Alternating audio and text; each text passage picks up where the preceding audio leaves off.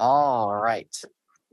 Welcome back, commissioners. So virtually we have Chair Harrington, Commissioner Treese, and Vice Chair Rogers. And in the room, we have Commissioner Willie and Commissioner Pai. So Commissioner Willie, I'll turn it over to you since you were in person. Great. Thank you very much. Is Roy on? I don't see Roy up there yet. He just has his camera off. Oh, okay, great. Well, thank you, everybody. We are back for the afternoon session, and we're going to start it off with the legislative update with our senior government relations manager, or maybe head government relations manager, whatever title you want. Aaron, you're up. I will go with senior since that's the one that's officially on my paperwork. Okay. Good afternoon, Board of Commissioners. Thank you for having us back. You're going to start seeing us a little bit more as session both moves more quickly and grinds further to a halt, depending upon the day and their feelings. So let's get into it with the next slide. So today, as usual, we are going to do a session overview really quickly and then go through and dig a little bit deeper into our priorities and hot topics that we have brought to you. There is a policy question this week that we are asking you. Included in the packet was a draft, or not even a draft, an outline of a letter that we intend to fill out more fully and bring back for the board's consideration for signature at our next update. But we wanted to make sure that in this outline process that we've checked in with you as our board to make sure that we have captured everything that you believe that we need to be prioritizing as a county. We will also we'll talk a little bit more about that letter and working the rest of the work we have to do with our collective One Washington County to make sure that letter is done well. And then after that, we'll of course talk about what continues to happen at the state legislature. So next slide, please.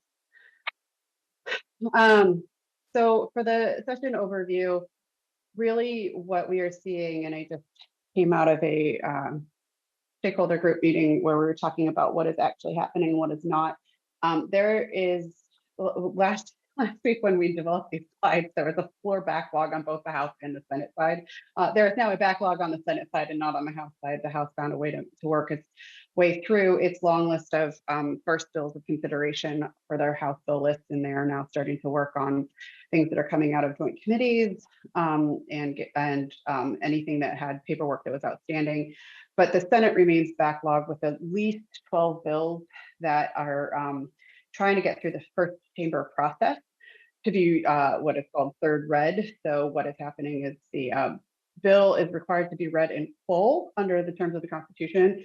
In past years, there has just been a standard practice of waiving that requirement, which is also allowed under the Constitution, as a means of going through things a lot faster. This is especially important when bills are really long to change like 3 words in the middle of a very long section of statute.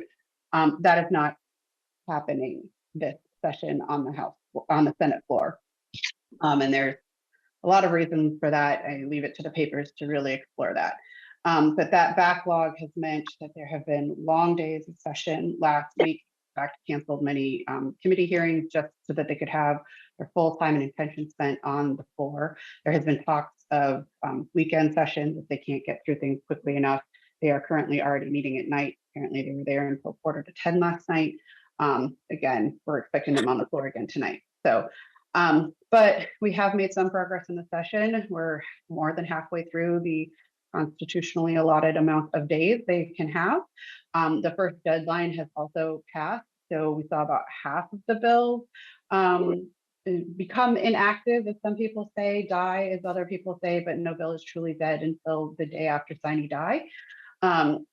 More importantly, of the enormous number of bills that were passed, in my last reckoning, 221 bills had moved down to Ways and Means, and that maybe includes the state budget, and those are the bills that we are currently following. So it's a pretty long list of bills that Ways and Means has to figure out, and they won't know how much money they truly feel they have to spend until May. So we're kind of getting into the second chamber stuff where we're looking at the Ways and Means process, gearing up in the next 3 weeks. And that is where we are in the session. The next slide, please. So this is just a list of the expected hot topics. We'll leave that Ways and Means letter to last. But for now, with the next slide, I will turn it over to Zucker to talk about some issues in his portfolio. Thank you, Aaron, for that. For the record, my name is Zakir Khan, Government Relations Manager here at Washington County. Next slide, please. Thank you. So I have 2 updates for you on this slide, as well as an ask. First, beginning with the Center for Addiction Triage and Treatment Funding request. Our request will be going out via a joint letter today by members of the Washington County Caucus. I've been having really great conversations with both staff, and I'll be meeting actually with Rep. Dexter shortly after this meeting about this request.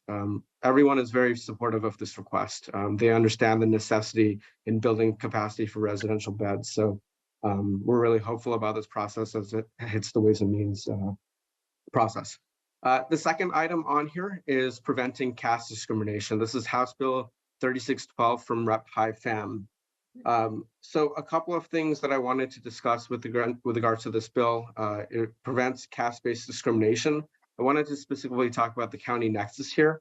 I've had a conversation with Adriana Ortega, who works on HR issues as part of the county counsel's office, who's indicated that it would be important to support caste as adding caste as a protected class via this measure. The second item is that I've talked to our Chief Equity and Inclusion Officer, because this is a bill that really sits in the equity realm via Tricia Tillman. And through analyzing the bill, both her and I have concluded that there is likely a minimal impact to the county. I'll talk about the county impacts now. Number one, via adding a protected class, you would need to train staff on how that protected class would function internally. So there would be some training of staff. Second, there would be updating the internal policies. So anywhere where there's protected class language in county policies, we would need to add the word caste within those categories. And third, we would need to be able to establish standards for investigating complaints in a culturally competent manner.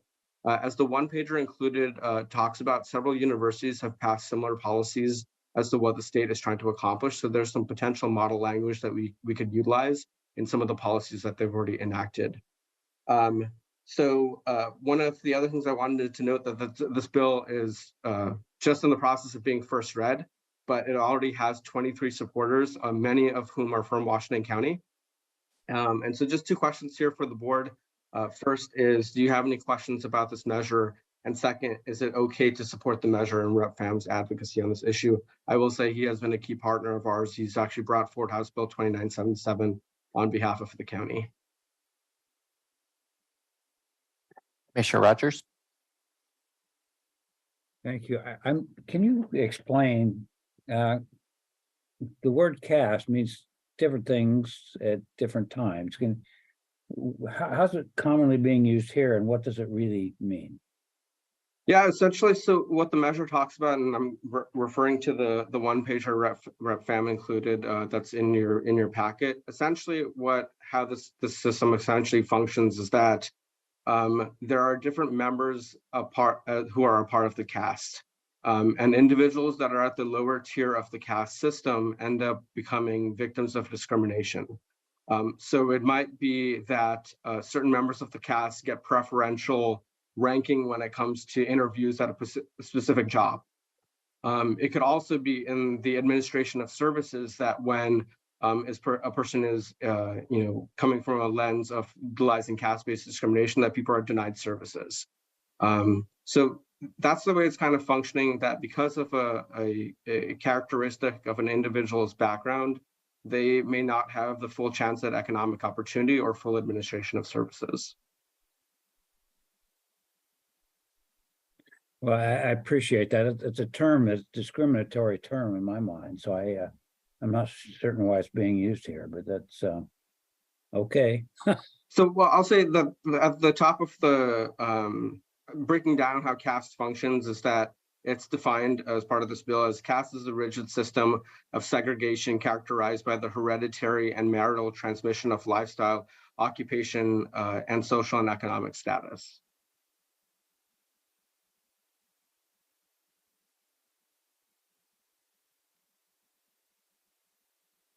Any other questions? Vice Chair Willie, I support this. whatever. Any other comments? I am going to stay neutral. I don't know enough about this to make a decision, so I'm going to stay neutral on this. So I see the chair's a thumbs up, Nafisa's a thumbs up, Pam's a thumbs up, Roy. I'm not comfortable as well, so I'm neutral. So you got 3 positives. That's all you need. Thank you, Commissioner Willie. And then finally, House Bill 2548, which Aaron provided you an update on. Deals with local income tax authorities. So this bill had an informational hearing before the House Revenue Committee on April 8th, in which different taxing entities came in and discussed their positions as well as other stakeholders. Where the chair, Nancy Nathanson, ultimately ended up on this discussion is that she said that the bill will not be moving forward, but that the discussion had arose some issues for her that she believed warranted some discussion over the interim. So what she has said is that she's going to put together a work group to discuss some of the issues that were articulated in the informational hearing. The full scope of that work group is not clear to me at this point. She said that she was going to go back and discuss with her vice chairs before kind of further articulating what the scope of that work group would look like. So I wanted to allow some time to pass for her to have that discussion with her vice chairs before following up with her. But as soon as I'm able to do, I will follow up with her and get a more clear picture on what the scope of that work group looks like. Any additional questions on this slide? Don't see any. Okay, we'll turn it over back to Aaron. Thank you. Thank you, Tucker. Next slide, please. So just a few housekeeping things as opposed to any tough policy questions for today. Just wanted to update you that House Bill 3197, which is a bill that was introduced on our behalf, which relates to how we do housing planning development code work in rural areas of Washington County, is being amended. It is not going to relieve our plates of the work, but it is going to A, give us more time, and B, narrow down where that work needs to be accomplished to areas where housing is currently allowed to be built in the rural areas. So primarily in Washington County, these are the areas commonly known as rural residential. They are exceptions to natural resource land. That bill has been scheduled.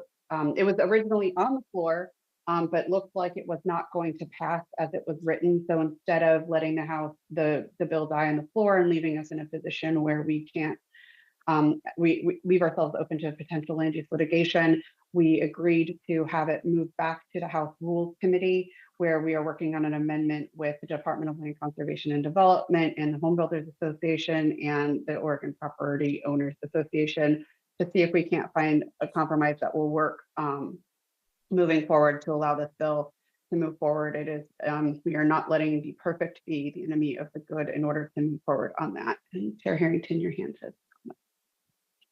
Why did it seem to be controversial? Unfortunately, Exactly swinging for the fences. anything that is anything related to local government process and housing permission is now seen, or is at least capable of being painted in the legislature as an anti-housing or a delay in housing. And so by having some sort of process by which we have to follow the laws that are currently on the book related to the discretionary review in rural lands that any development requires out in rural lands, the bill was painted as somehow delaying the development of housing where it should go. I think there are a lot of questions that should have been clearer to legislators as we went through the process about the fact that this rural areas are really not intended for the level of development, and we should be focusing our resources on those places where they are, i.e. the urban areas where we see 3 to 4 times the number of permits sought on a given year. But unfortunately, anything that is seen as anti-housing or housing delay is a problem. So that is why we ended up in the position that we are in, despite lots of folks from counties trying to talk to their legislators about why that wasn't accurate, but moving on. But we are hopeful that we will quickly get the bill back out. It will move through the system, but then we go over to the Senate side because there is no fiscal impact with this bill. which is going to cause consternation. So next up on the housing front, there's two bills I just wanted to briefly mention. One is House Bill 2653. This is a means of incentivizing the sale of affordable housing that is at the end of its contract term to basically create a tax credit for the sale of property if it is sold to an affordable housing preservation group.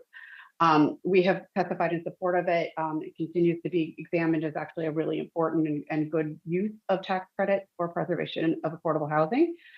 House Bill 3042 is on the Senate side now and had a hearing yesterday morning. And this bill would put new requirements on landlords as they transition a building from affordable housing to market rate. It does two things in particular. One, there's a lot of new requirements as to notice to the tenant of the change in use from affordable housing into market rate. And then it creates a 3-year safe harbor in which the rent increases are minimized without extra scrutiny. So it does not prevent the market rate increases. It's just if the rental increase is going to go up by more than 5%, then the state has to review it and give permission for that. There's requirements on the state to do the monitoring related to this and insert any non-compliance penalties on landlords. These bills both come out of what we have seen come out of the Wood Springs apartments, and therefore we get brought up a lot in those conversations. So I just wanted to raise these bills for your awareness as something that our delegation may discuss with you. We are working with our stakeholders to find the best ways to preserve and maintain protections for tenants. And then finally, in the public safety and justice area, up this week is the public defense budget. This is being considered in tandem with the actual reform of the public defense system itself, which is in another bill that's going through the legislative process. My plan, unless directed otherwise, is to provide general testimony from the Washington County perspective of the need to have a fully functioning court system on all sides, which includes the public defense system, and to make sure that we can have an effective criminal justice system that serves all members. We need to have all pieces of the puzzle there, and therefore it should be fully funded and appropriately managed. And with that, I'm happy to take any further questions on this slide or then move on. No, I have a question, but I'll defer to my other commissioners first. Is there any questions? So I think my question on the housing, those two House bills, 2653 and 3042, I understand what they're trying to get to, but it's more focused on the existing affordable housing units we have in ownership moving forward. So the transition is not quite so abrupt. But isn't this, over the long term, couldn't this have the potential to inhibit people from coming into the affordable housing environment because they know getting out is going to be longer and more expensive? So is that a possibility? So this is only related to House Bill 3042 because 2653 is really about sale of property. So yes, someone might be trying to get out of the system, but if they sell the property to an affordable housing preservation group, for example, our housing authority, they would receive a property tax or not an income tax credit from that sale. So I don't think that should in any way inhibit folks from wanting to get into taking on those loans and having those long-term development agreements to keep things affordable for a set amount of time. House Bill 3042 is yes, looking at that transition period and easing the impacts to the residents within those properties that are transitioning from affordable to market rate. The motivations of any individual landlord or property owner, I don't want to speak to about what their motivations might be. There are concerns that I have heard from groups representing the landlord associations and multi-family, multi-unit housing developers about this.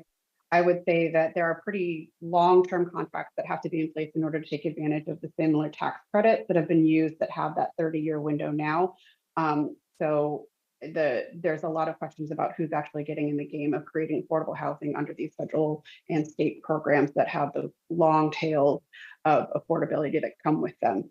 At the the focus is yes on preservation of housing as affordable, because building new units is a bigger challenge than upgrading the units that currently exist, and the preservation of current units is a long-term goal that is shared as part of Washington County's principles, but is seen as a key to the tools in the toolbox for making sure that we have affordable housing for everyone who needs it.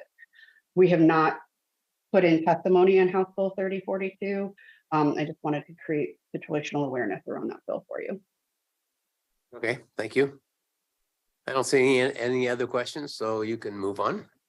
Okay, we might be getting to the fastest we've ever been. So included in the packet was a pretty long outline of our full list of requests for the Ways and Means Committee to consider. So it's just the policy question for your board's consideration is, did we miss anything? Or is there anything that you'd like to see more information on as we move forward? But really the intention of this letter, once we actually draft it as a letter and don't just have it in outline form where those are some key thoughts so that you were aware of what we were talking about, is to really cover the biggest asks and identify the areas of the state budgets that have direct impact on county services that we have talked about with you as a commission and as a county. What we have not done is run this outline past all of our leadership folks and department heads. So we will make further improvements and refinements as we move forward in the actual drafting. But we want to have this letter completed in time for the end of what they call the budget roadshow, where they go out into the community and the Ways and Means Committee meets and takes public testimony from across the state in many locations. The one that occurred here in the metro region, I don't even recall how long the hearing was, but you get about a minute of time to talk. So it is much more effective to put in this really lengthy letter than have commissioners come in and have the maybe a breath in which to get out all your thoughts and hopes and dreams for the state's budget. So we wanted to create this letter to be put onto the record by May 3rd, which is the final roadshow. It is an online roadshow. And by presenting this outline to you today, it gives us enough time to actually draft the letter with any further information and input from the board that you would like to have in order for you to reconsider the letter for your signature on May 2nd. So with that, I turn it to Chair Willie. I don't know what the protocols are now, but back to the commission to give us your feedback, concerns, requests for additional, etc. Okay, so commissioners, comments on the draft letter? Chair Harrington. Thank you. Just a couple of questions on, I think it's page 3 of the letter under F, Business Oregon Infrastructure. I couldn't remember what SPWF referred to. Thank you, Chair Harrington. I apologize. Special Public Works Fund. So it is a capital fund that the state provides for purposes of building capital projects for infrastructure. Okay. I'll have a comment after this too. The second question I have is when the heat dome descended on us in summer of 2021, one thing that the state learned is that 211 was not manned 24/7. And as far as I know, it's still living on short-term funding. And so I figured since we're in the long session for the biennium budget, that I better check and make sure that somebody is continuing to ask for 211 to be funded. So that was, once you said, is anything missing? I certainly didn't have any, laundry list or reference, but I was like, what do I know we rely upon, and have I heard that it's on stable footing? So that's just the only thing that popped into my head. So, Okay, Chair Hardy, I have not looked into 211, so I'll try and get some of those answers for you, and we can consider whether or not that, we'll draft a paragraph for your consideration on May 2nd. And then the board can decide which should be put in and what should not. yep. So, wow, what a long list. It's pretty darned impressive. Just, you know, I know you'll try and balance the, how do we be brief yet tell the story. One of the things that there are a couple of prior experiences with the biennium budget that I guess not, they don't burn me per se, but at this stage of the game, I figured I'd mention on page 2 under Roman numeral section 4, State Department budgets. I don't know if I remember having a follow-up meeting with Ways and Means co-chair Senator Steiner, and her communicating the sense that she wasn't interested in community corrections or juvenile justice doing the same old, and she didn't seem open to appreciate that our team uses best known practices and really pushes the edge to be using the latest and greatest practices. And also, we're only one county of 4 total in the state that has a community corrections center, right, with our residential programs. And so as you fill this out, I figured, okay, better try to get a little bit of a positive sell in here.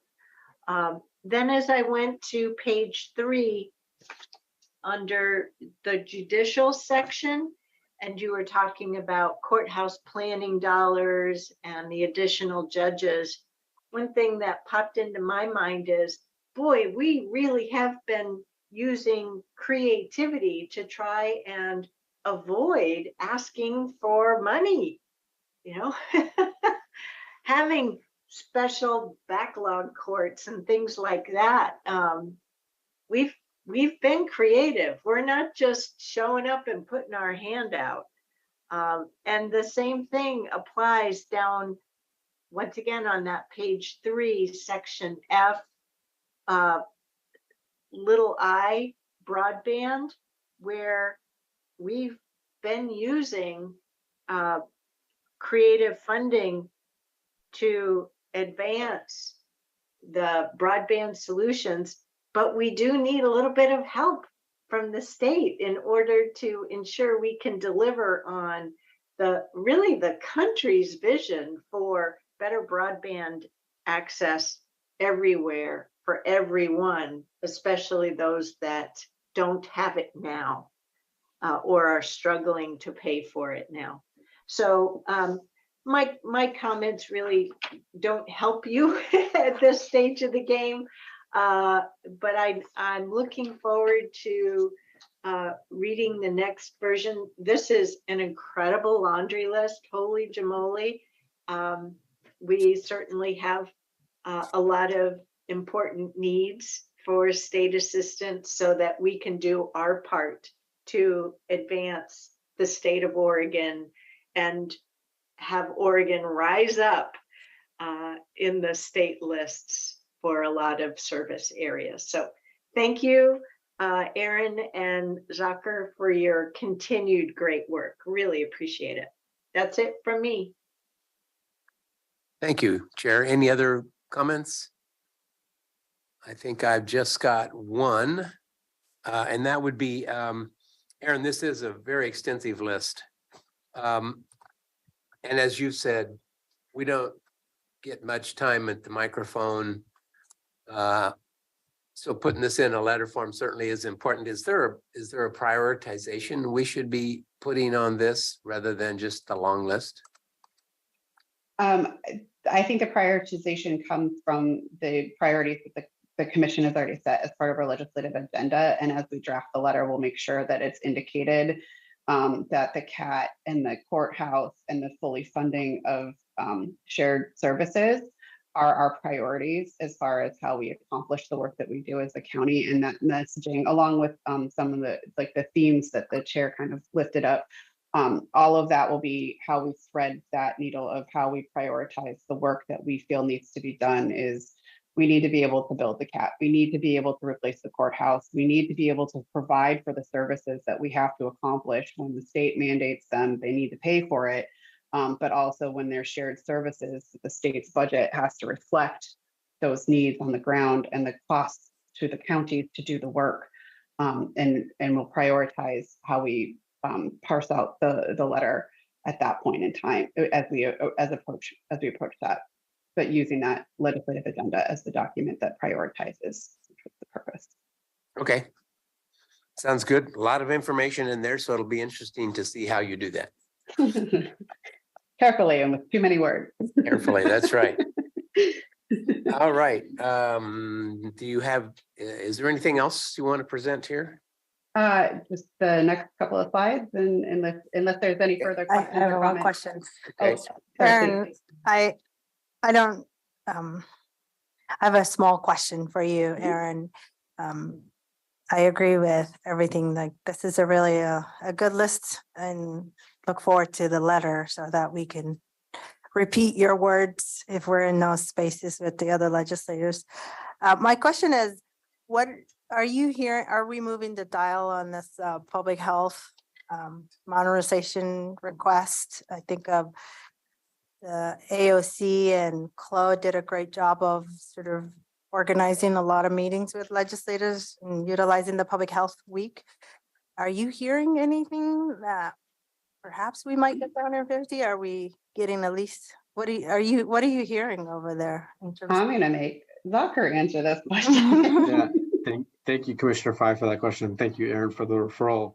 A lot of this, the fiscal asks are highly dependent upon the May forecast. So as Aaron alluded to, a lot is waiting on what happens in May. So when they come back with what the forecast is going to be with regards to the revenue, then they're going to be able to anticipate how much money they can put towards certain policy items. So we anticipate in the middle of May, that this is what Senator Campos' office has told me, that these bills will then come up, the policy asks, but we're just kind of in a waiting pattern until that forecast comes out. And it could be a rosier picture than the co-chairs have currently stated. They've kind of given a pragmatic outlook at the moment. And so we just have to wait and see. Thank you. Okay. Move on there, Aaron. All right, next slide, please. Will be our fastest update in a while. So what's next? Second chamber work, hopefully on the Senate side, and definitely on the House side. There are two new deadlines. May 5th is the day for that by which work sessions have to be scheduled. May 19th is the date by which the work sessions must occur. Those dates then also translate to the Joint Transportation Committee, and they try with the other joint committees that don't have to follow chamber deadlines, because technically they have their work sessions on both sides at the same time. It also importantly, as Dr. mentioned, is the revenue forecast, which is currently scheduled to come out on May 17th. And that really reawakens and enlivens and finalizes kind of the top line numbers for the budget process, and the budget process really starts in earnest at that point. So those are the key next big dates within the legislative session. The one question that remains is, with the Senate so backed up, how do we get through second chamber processes under those deadlines? And the answer to that question is that the House rules, both revenue committees, joint tax expenditure committees, and Ways and Means are not subject to those May deadlines. So it is possible that as bills move out of the Senate chamber And over to the House side, they just get assigned to the House Schools Committee if they are going to move forward as a way to not be subject or lose out on the policy that's included in it due to the second chamber deadline. So next slide. It's our favorite impossible to read calendar. We are somewhere in that 4th month. And so you can see those red boxes are really the key deadlines. They are coming at us fast and furious on the second half of the session. And while they have a target adjournment day of the 19th of June, I would suspect it'll look a lot more like the 25th. So, and after that, we will come back to your board and have a conversation about what did and did not happen in this session. And then by sometime later in the fall, we will come back with a more comprehensive list of what was imposed upon the state and what the potential impacts to the workloads of the county are as a result of that. And we will work in coordination with our departments and leadership team to make sure that we've captured as much as we possibly can remember. So with that, the final slide is just to thank you, and we appreciate your time and consideration and are happy to answer any further questions that may come up. So any other questions? I only have one, but so as we get close to this May 17 date and the days start to narrow down a little bit, do we have a plan for, are there some issues we really need to double down on our efforts and maybe let some other things slide off the plate? So do we have a prioritization of all the things we still have in play? Commissioner Willie, I think the biggest thing that comes off of our priority list that has not yet been accomplished, and it's one that I didn't put a slide together for today, is the work on the gain share and SIP modernization. That is an ongoing conversation that, because most of which takes place in the Joint Tax Expenditure Committee, we have more time on, but that is as we see bills fall to the left and the right and kind of sit and mature in the Ways and Means process, we are spending a lot more time in those conversations around what needs to be accomplished this session to make sure that counties can use the SIP tool and have gain share to back them up as we go through those processes. I think our little Washington County bill is also now a higher priority as we've taken care of other things. And I think that's my portfolio of how some of that work has shifted, but it always ties back to those adopted legislative priorities, and things that aren't on that list do slide back off the plate when we have to balance amongst those things. Soccer, what's rising and falling from your plate? No, I would just echo Aaron's points. I don't really have much to add. We will have some updates in the memo at the end of the week in terms of some things that have been developing through the course of the week. Great. Well, just I think from my standpoint, again, I appreciate all the work both of you do, how much information you provide to us, and certainly your weekly reports. And it's not only that, every once in a while, I'll reach out to Aaron and I'll ask a whole bunch of questions about timber and things that really aren't on our main docket. I appreciate the way you keep up with those as well too. So thanks for all your hard work on that. And not seeing any other comments or questions from the commission, I'm going to say thank you very much for your report, and we're done. Thank you very much. You bet. Okay, next up is our draft fiscal year 2023-25 land use and transportation planning work program. We're going to take all the seats because there's lots of seats. Oh, All right. there's one more right here. Literally taking them all. All right, we'll jump right in there. Whoever's going to take the lead here. Well, good afternoon, commissioners. I'm Stephen Roberts, Land Use and Transportation Director, and I'm going to really just turn it over to Erin, our Planning and Development Services Manager, and then I think she's going to introduce a few of her team members, and then we'll jump in and do our briefing on the planning work program. I did want to note one thing. We typically would try to meet with you individually as a part of putting together our draft work plan. We've just been really busy and hadn't had a chance to do that, but I do want to offer up, if you have comments, questions, suggestions, we're happy to meet individually to talk through those any further, but also looking forward to a good group discussion today. Yeah, With I know that every once in a while something pops up that's not on this or on second tier or third tier. So yeah, and it's always good to be able to have direct access. Well, you guys talk about that. You can see it coming a little bit. So we try and squeeze things in. So appreciate that. So go right ahead, Erin. Thank you. My name is Erin Wardell. I'm the Planning and Development Services Manager. And with me, I have our three principal planners, Teresa Cherniak, who's the principal planner for community planning, Stephen Shane, who's the principal planner for current planning / development review, and Diami Valentine, who is our new principal planner for transportation planning, which I am very excited about because I was doing that job as well as my current job for a pretty long time. So happy to have Diami on board in a leadership role now. We are here today to talk to you about the planning work program. So in this presentation, we will be giving you an overview of the staff recommendations for the Tier 1 work program, covering our context and organization, as well as discussing our priorities, the schedule, and then having a discussion with you.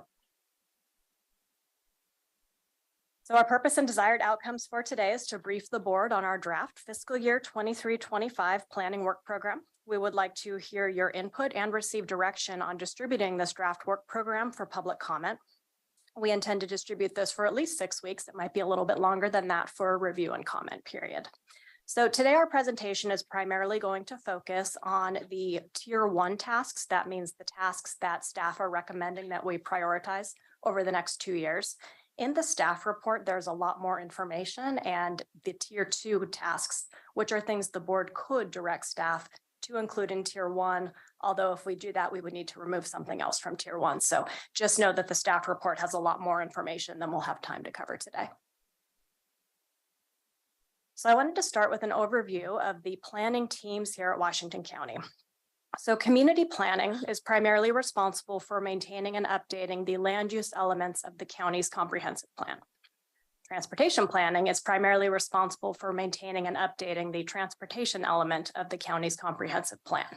All of the projects that we do result in some kind of an action by the Planning Commission and generally by your board to adopt those findings into one of our plan documents, at which time the current planning team implements those plans through doing development review and providing development assistance to the community.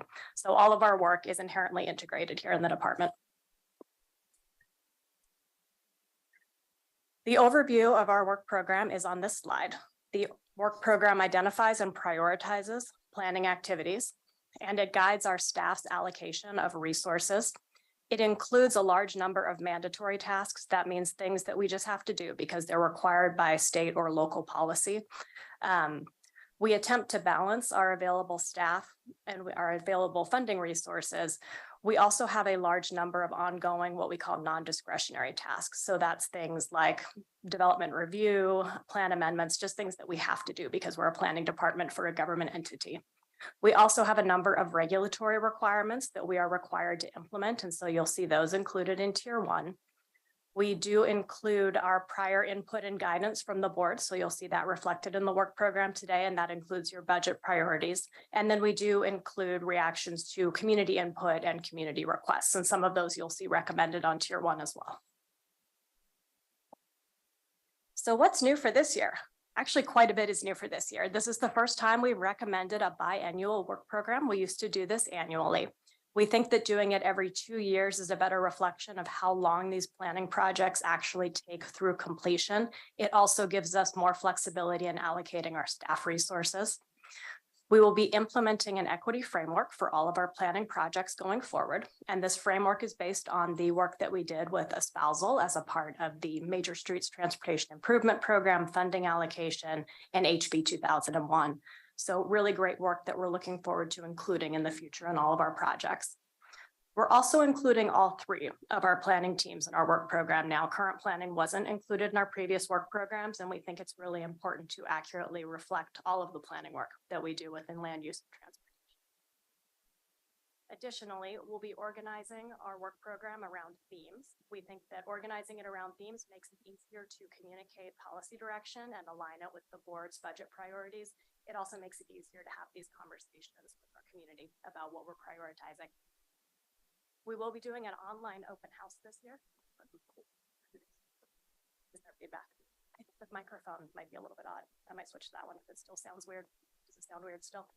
No, I think, let's go ahead. I think it's better, Stephen. Okay, if there's a little feedback, I can Yeah, switch. there is feedback. Yeah. You're right. It's the microphone. Okay, I don't hear That's- anything. That's, I was hearing we're it. hearing the beep. when I was back talking. there too, so. Yeah. Is this one better? I Sounds hear the better. same thing I'm hearing. I was hearing it. We will be doing an online open house this year, and we haven't done an online open house in the past. Typically, when we've distributed the work program for public comment, what we've done is we've shared the staff report and the tier 1 table that you see in your packet today. While we think it's a really interesting document, it's not particularly accessible for most members of the community. Most people look at a government staff report and immediately exit out on their computer screen probably. And so we're really hoping that putting this in an online open house format makes it much more accessible. It'll make it more visually appealing. And we're hoping that we're able to get more community input through doing it that way. We will still be distributing the staff report through our website and through our usual channels of the CPOs and CCI and interested parties who are interested in that level of information. But we're hoping that this broader distribution gets more attention on the work that we're doing and gets us more feedback. And we will be translating that into Spanish. And then finally, in the past, and Commissioner Willie already referenced this, we had 3 tiers within the work program. Tier 1 was what was prioritized. Tier 2 were things we might be able to get to if we finished tier 1. And then there was tier 3. Realistically, we weren't getting to tier 3. And so we thought that it made the most sense to collapse that and make it simple. Tier 1 is things that are prioritized. If resources are available, we can move things up from tier 2, but we didn't see the need to have a 3rd tier. So we wanted to talk over the highlights of some of our completed tasks going back to the 21-22 work program. Since COVID was a bit of a disruption on a lot of the work that we were doing. And so I already talked about the equity framework, the equity index, and the model community engagement plan that we developed over the last couple of years for some specific projects. We will be able to utilize that work going forward on our planning projects. We're very happy about that. We did implement, as we were required, HB 2001 and Senate Bill 458, which were the middle housing requirements. Those code amendments were adopted through 3 separate ordinances. We did updates to our transportation system plan, and those implemented the outcomes from a number of different studies, including the Tualatin Valley Trail Concept Plan, the Urban Reserves Transportation Study, the Cooper Mountain Transportation Study, and the Tonkin Area Employment Plan. We completed an update to our urban planning area agreement with City of Tigard, which was good timing because we've been working pretty closely with City of Tigard and some of their planning for their expansion areas. We also had 2 ordinances that implemented minor comprehensive plan and code updates, and we applied the Future Development 20 plan designation to areas brought into the regional urban growth boundary in 2018. So we did more work than this, but these are just some highlights of some of the work in the previous work programs. I do want to also talk about one item that we left off the list here, which is the work we did around possibly setting up a regulatory program for short-term rentals. Your board may recall a couple of months ago, we distributed a memo with a summary of the research we had done on that item. At that time, we determined that setting up that regulatory program would require a pretty significant investment just to get the program going. And it would require staff resources to do the ongoing compliance work that would be required as a part of a regulatory program. We also determined that no cities within Washington County were doing that level of a regulatory program. So at that time, staff recommended, given our funding constraints, staffing restraints right now, that it was time to take a pause on doing that activity. So you will see in your staff report further discussion of that and how staff got to that recommendation. And the short-term rental program is not recommended in tier 1 for this work program because of that.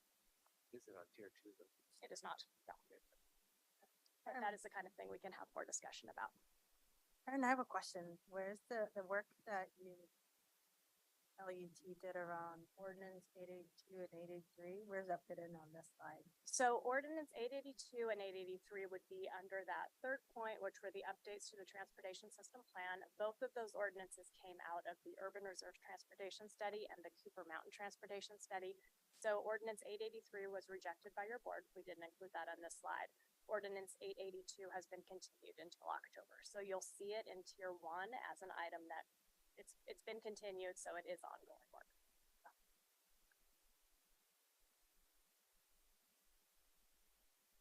So now we're going to move into what we're proposing for this time around. So in our work program priorities, as we've discussed, we have tier 1 and tier 2. Tier 1 are the highest priority items staff will be working on. Tier 2 means that there's either insufficient staff resources or funding resources. This is work we would like to get to when we may get to it in a future date, or if other work completes early, or if resources are identified. We've also proposed themes, as I mentioned earlier, and so the themes are housing, natural resources and climate, multimodal transportation system planning and funding, and plan and code updates. And that's how the rest of this presentation is organized. So with that, I'm going to turn it over to Teresa. So just a quick question on that, Aaron. So I like the themes part. But is there going to be some sort of equity overlay on that says each one gets a fair share? I guess how are you going to prioritize those? Oh, in terms of allocation of staff resources. So if things are recommended for tier 1, then they all get staff resources allocated to them. So you'll see embedded in the table that's in the staff report, which items are fitting under each theme, but we do have items in each of those categories. Okay. We're just not going to get so granular that we specifically allocate. We're not allocating housing gets for 25% FTE or each, whatever. right? Exactly. We're not getting to that level of detail. It's more that you're authorizing us to do a body of work, and we will determine the appropriate staff resources to get that work done. Okay, thank you. So I'm going to hand it over to Teresa for this next slide. We're going to start with what we call the non-discretionary tasks, so things that are not in tier 1, because this is just the work that we have to do as a planning department. Thanks, Erin. Good afternoon, Teresa Cherniak, Principal Planner with Kinnaman. So the ongoing work is the vast majority of the work that we do. We don't have a lot of discretion, sometimes unfortunately. So most of these are mandatory and provide the foundation really for what we do. It includes the work of current planning on development review and assistance, and that's including working with developers and property owners on proposed land developments, responding to code compliance complaints, and answering a lot of customer inquiries every year. It also includes tasks like plan amendments and annexations, transportation modeling. We do the GIS work, mapping, as well as staffing the Planning Commission and the WCCC. So a lot of time, a lot of staff time on those efforts. Another part of this is the work that we do participating in planning efforts for local, regional, state, and federal projects. So while the specific projects will shift over time, it's still a pretty big majority of our work. We regularly work with cities as they do their urban growth boundary expansion planning. We participate on metro committees. Right now, we're looking at the regional transportation plan and negotiating with cities on urban planning area agreements, and among a lot of other projects. And I guess I need to look at this. Shifting then to the tier 1 tasks. Oh, sorry. Go ahead, Chair Harrington. Oh, Commissioner Willie, I just wanted, if we went back one slide, I am thinking we need to start thinking about the county's role as a minimum county role in our coordination effort with cities, and minimally as a county what we are required to participate in. And what I'm getting at is we have a really excellent team, and they've been doing terrific work. But as we are challenged by resource constraints moving ever forward, I want them to understand that they have our support in doing the work. And we may have to ask them to recalibrate a little bit. One of the phrases that I learned early in my professional career is some things worth doing are not worth doing well. And because of the number of things that we need them to do, they may have to be satisfied with just doing them satisfactorily versus aiming for really high performance as they might do. And I appreciate this bullet on participating in planning efforts, and they're mentioning the regional transportation plan, but it's a little bit more than that. And I'm really taking the time to recognize this because we've been blessed to have Chris Deffenbach on the team for so many years with her exceptional service at a metro level, both here in the Portland metropolitan area, as well as formerly up in Washington State and Seattle. So she really thought very comprehensively and could very easily see how federal, state, regional, and Washington County efforts worked together. So just like the carbon reduction planning efforts that we were talking about just this morning for JPAC, metro is a pretty loaded term that way, and we're going to have to think about what are some of the things that we don't get to do well anymore.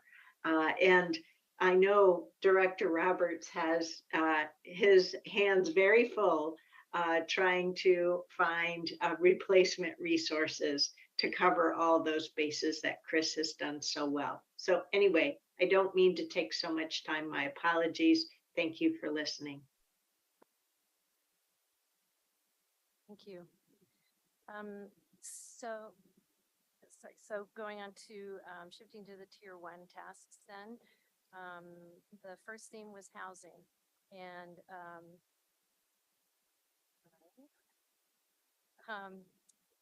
so housing has been at the forefront of local, regional, and state discussions for quite some time now. And doing what we can at our county level to increase production and affordability of housing for people at all income levels is a high priority in this work program. At the state level, there are several bills. Erin mentioned a few, but there have been many that we've been looking at related to housing and to the work that we will need to do. There's still a lot kind of settling out there at the state level, but we know that there will be additional work that we'll need to do over the next couple of years related to housing production and affordability. Another important task to help with that is an audit of our community development code. We were going to bring a copy of that so you could see just how large and somewhat unwieldy that is. So we do have on our work program an audit of that from a couple different perspectives, both looking at how can we streamline and make it more usable, but also look at the various state, federal, local regulations and how well we have incorporated all of those requirements. You've heard before about clear and objective standards, and we need to look through and make sure we're eliminating subjective standards from our code, looking at equity considerations, and then also at best practices. So we'll include stakeholders. There are a lot of people who have a lot of opinions about the code, and we'll be talking with people from community developers, a range of folks that have been in contact with our code to get thoughts for what needs to maybe change. I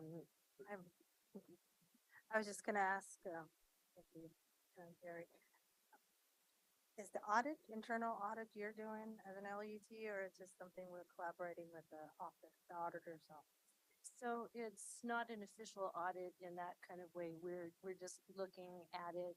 We're looking at what issues might be with the code in order to be able to make changes to it. So it's not starting to make changes, but doing this initial analysis. So we're calling it an audit. It's more an analysis maybe of the code and how it might be updated. And has it ever, just, I guess, just quickly, has there ever been a official audit like that in the county auditor office on our community development codes? Not that I'm aware of. I don't think it's something, the kind of thing that they would audit, but I defer to the auditor probably for the specifics, but typically they would audit a program as opposed to a specific codes. code or specific codes, yeah. But I think that assessment might be a better word maybe than audit. I think, as Teresa said, we really want to look at it in terms of its usability. Is it really achieving the objectives that we're trying to achieve now? I think we're seeing at the state level a lot of legislation, both proposed and adopted, that's really designed to streamline and minimize the amount of regulation to help facilitate increased housing development and production. And so I think that's one of the lenses that we want to look at too, is are we inadvertently doing things that make discouraging housing development? So, and there's and just on this topic, there was an interesting OPB article kind of on a related topic too, just sort of looking at some of the challenges that developers are finding around housing affordability and being able to produce workforce housing. And a lot of it does have to do with the accumulation of very well-intentioned and in many cases needed public improvements that come with development. And so again, if there are things that are in the code that may be unnecessary and aren't really helping to achieve broader objectives, that's the kind of thing we want to look at. Okay. Thank you. Go ahead. And so what this will result in is probably recommendations for future phases of work where we would actually make the changes. And we are on this one, we expect that we'll hire a consultant to help us do this assessment. And then the final one on housing is an issue paper on rural housing options. In the last couple of years, there have been some changes to state law to allow some more options for the rural area, particularly rural accessory dwelling units. And we have received a lot of requests at the development counter for people to be able to do that. So there are programs that are allowed but not required. And so the first step we felt was an assessment of those and coming back to the board with what we have learned about those options and recommendations. There's a lot of moving parts in the legislature right now on housing, so I would imagine you're going to need some flex in there. That may consume more time than what you anticipated. But great, thank you. The second theme is natural resources and climate change. And under this theme, we have a couple of specific tasks. The first is one that you've heard quite a bit about already, the significant natural resources regulations and the update that we are working on of our inventory and ensuring our regulations are developed using the right processes and the regulations are clear and objective. That's all in response to a Land Use Board of Appeals remand. That's an 18-month process that's underway, and we expect to brief the board throughout the process, so you'll be hearing more about that. And the hearings will likely occur on ordinances starting in mid-2024, so next year. And then climate-friendly and equitable communities implementation. This is something that staff briefed you on in work session at least a couple weeks ago. Some of the aspects of the rules, like more parking reductions, are already in effect. And we'll need to make changes to our code to reflect that. What is happening right now is some potential changes to the rules. There is also a piece of legislation that I'm not sure if it's still alive that might make some changes. So we know there will be some changes to what we might have to do under the what we call the CPAC, but we know we will have to do something. So we have that on our radar. And with that, I'll turn it over to Deanna Valentine to talk about some transportation tasks. Thank you. Good afternoon, Chair and Commissioners. Deanna Valentine, newly minted Principal Transportation Planner. Glad to be with you this afternoon. Let's see. So our first item here is one, it's been almost 10 years since we last updated our transportation system plan in major fashion. And so it's now time to look at and think about updating the transportation system plan, really in response to some of the work that Teresa has talked about with climate friendly and equitable communities work, as well as other regional and state policy. So we will be looking to do that scoping over the next year or so. Certainly having touch points with Planning Commission and your board, as well as having a community conversation about what priorities need to look like in terms of how we're framing the transportation system plan. And certainly keeping in mind a lot of the work that we've already done engage in the community. So bringing a lot of that feedback into this process and not having to have that rehash some of those conversations. The next item is the complete streets design update, which this will really continue the work that was previously underway, but had to be kind of put on hold due to some staff shortages. Pandemic kind of came in and disrupted that process. And the focus here is really working with our engineering team, looking at updating the standards to be context sensitive to kind of our existing as well as our aspirational land use context. And so this effort certainly will result in some amendments for policy documents as well as the road construction design standards. The next item is the transportation element of the capital improvement plan. And planning staff will continue to support this element. Over the last 2 years, the planning staff were pretty heavily involved in engaging our stakeholders and our community members in helping to identify and evaluate and prioritize transportation and projects to be considered for funding. So we will continue to do that work as needed. Next up, we have Farmington Road. This is a grant-funded project, certainly a high priority.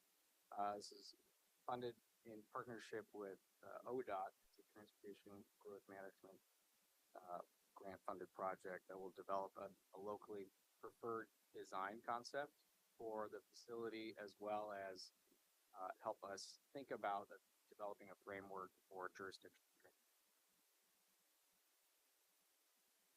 We also have another grant-funded item here, the Transportation Safety Action Plan.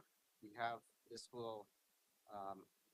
is a federally funded project in partnership with Metro and the cities of Washington County, specifically City of Tiger, which was another grant awardee for this project. We will be updating the existing transportation system plan with the working really closely with our traffic operations team as well as the cities to help us identify priorities for transportation improvements to address identified safety needs. And this will result in a federally compliant plan that will enable us to future funding to implement these safety improvements. And then the minor transportation system plan updates reflect that continuation of ordinance 882, as well as other items that may arise. One in particular is the work that we're doing for the Council Creek Regional Trail. We need to amend our TSP to reflect the preferred alignments. We may see an ordinance that reflects those minor elements.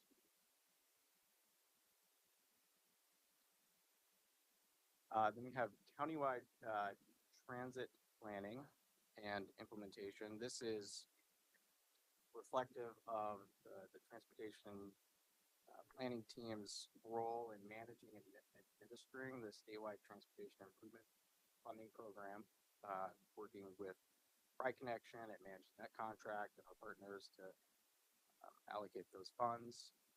And then the second bullet is related to the countywide transit study, which is currently ongoing. We'll actually be briefing your board next week about this item in a little bit more detail. And then we do participate in fairly actively in trails planning work. We are currently leading project development of the Council Creek Regional Trail, and this will actually be handed off as it advances into the engineering and construction phase. We'll hand this off to our capital projects team later next year.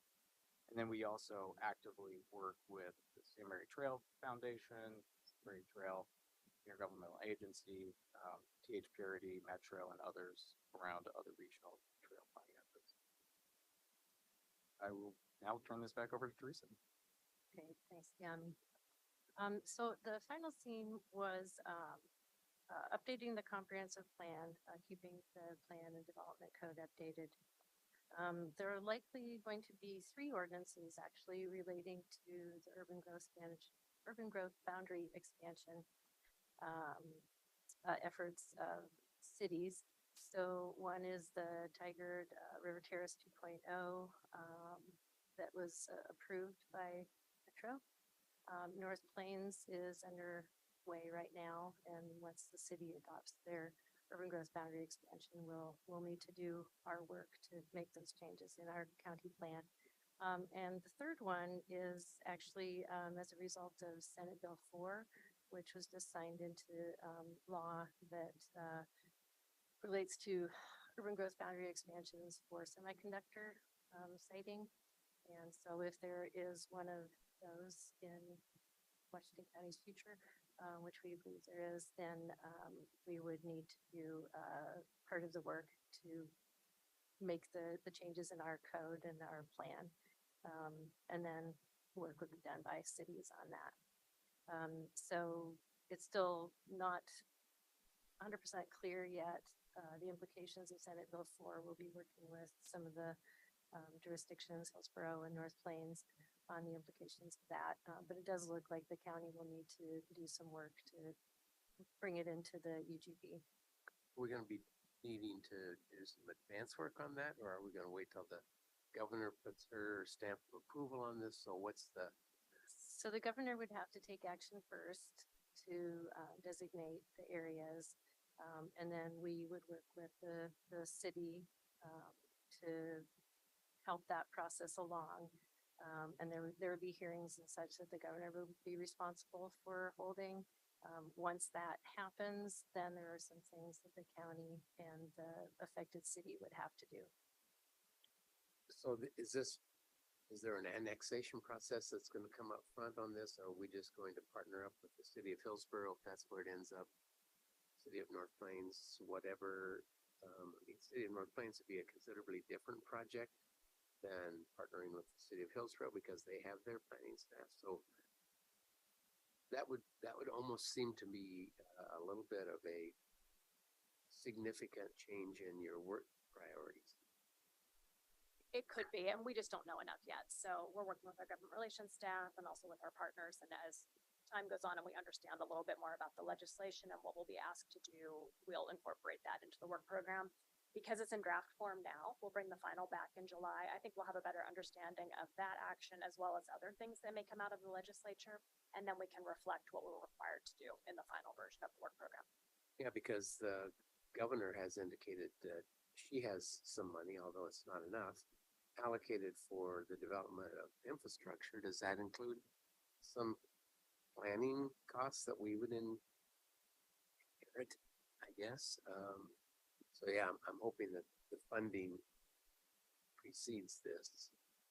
I think it would need to, or at least that would be our preference as well. So more conversations to come on Senate Bill 4. Okay, thank you. And then just a couple of quick final items.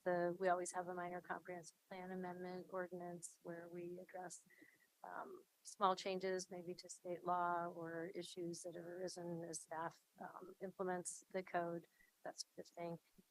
And then we have two issue papers that we're recommending to advance discussion around two topics that have come up over the last couple of years. So one relates to contractors' establishments, primarily in future development areas, so areas surrounding cities, but not yet in a city. And there have been some issues with code compliance and maybe incompatibility with what the ultimate plan that the city has for that area. And then there's an interim park system development charge that the county charges in areas that are inside the ultimate boundary of THPRD, Taunton Hills Park and Recreation District, but not yet in the district. And that's been in place since 2004. It's never been looked at, or the fee has never been updated. And so there have been some recent issues that have come up, and we thought it would be good to do a review of that and make some recommendations. So finally, over the last couple of years, we have received some requests from the public for tasks to include in the work program. They're listed on this slide, and there's a lot more information about each one in the staff report. And then the reason that staff report document is so large is that we do include more information that we receive from the public on those. So we're recommending that several of these be addressed in the work program. So we've included amending the height limits in industrial districts in the minor amendments ordinance. That's arisen as an issue related to primarily, again, semiconductor businesses and the need for taller heights for some of the elements of their operations. Considering rural accessory dwelling units, we are including that in an issue paper on the significant natural resources work. Again, a lot of that work is underway. It is including members of the public, and so we'll address as much as we can from what we've heard from the public. And then we have a couple items that we're recommending for tier 2. So adding a sidewalk fee in lieu program and a DOGAMI natural hazard risk report, considering how that might impact us. Having those as tier 2 tasks and keeping the rural tourism item as tier 2. The other tasks we are not recommending further. And since we did get a lot of comments about the one relating to having more restrictive regulations on gas stations, I just thought I would mention that a little bit. These were raised particularly as they related to a specific development project. But I think the concerns are ongoing. So the request was to prohibit new gas stations siting within 1,500 feet of certain public uses, schools, churches, that sort of thing, and then also from sensitive environmental resources. We did do some preliminary review of this, and actually there were very few other jurisdictions that did have such restrictions. I think the letters mention it too, that most were not anywhere near 1,500. We're at 500 feet, but there are no jurisdictions that we know of in Oregon that have such restrictions. And they're also quite an unusual development request. So we've received one request in the last 10 years, and that was this one gas station that just recently was approved. So for those reasons, we aren't recommending that we pursue changes. So based on what we've just laid out, we are wondering what input the board has for us on the draft work program. And if you're prepared to direct us to release the draft for at least a 6-week public review and comment period. So in that time, we'll be talking to the Planning Commission, we'll go to the Committee for Community Involvement, and probably some CPOs if they're requested. So pretty much anyone who requests that we come talk to them, we'll go talk to them. We'll have an online open house and send out constant contact. So we'll let people know that they're able to review that. So with that, And we'll come back in July with the final, so we have some time to put that together. Also included in the final will be the layout of the schedule and when we expect the board to need to take action on these various items. But we'll wait until we can put together the final before we can face that. So that's what you can expect to see in a few months. Commissioners, comments?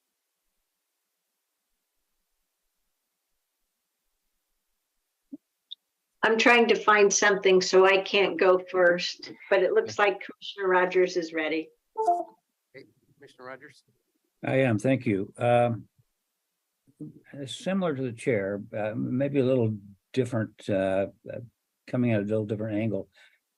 I appreciate the amount of work we have to do. I mean, it's a lot, and our staff has done a good job over the years, and we all, this isn't obviously my first rodeo. I've seen these many years, and we come back with this work plan. Some we can accomplish, some we can't, but we're in a very different paradigm nowadays with the amount of revenue and with what is possible for us to do. I mean, if we're going to take and continue to try to accomplish all of these things, it's going to be terribly difficult with the amount of revenue that we have.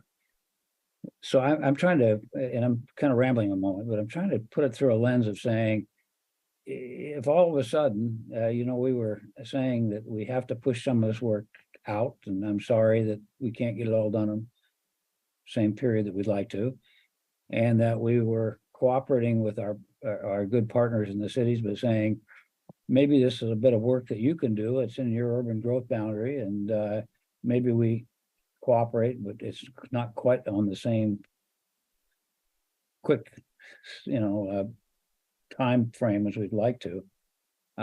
What's the repercussions of that? I mean, you can't do. I might like to go someplace, but if I don't have the money to go there, I can't do it. And so I just see it being a very big amount of work with a small budget that we have, and us trying to be everything to everybody, and our staff is in an untenable position, quite frankly. And so maybe I'm rambling too much, but that's what's bothering me. So anyway, that's my comments. Well, we don't think that you're wrong about that.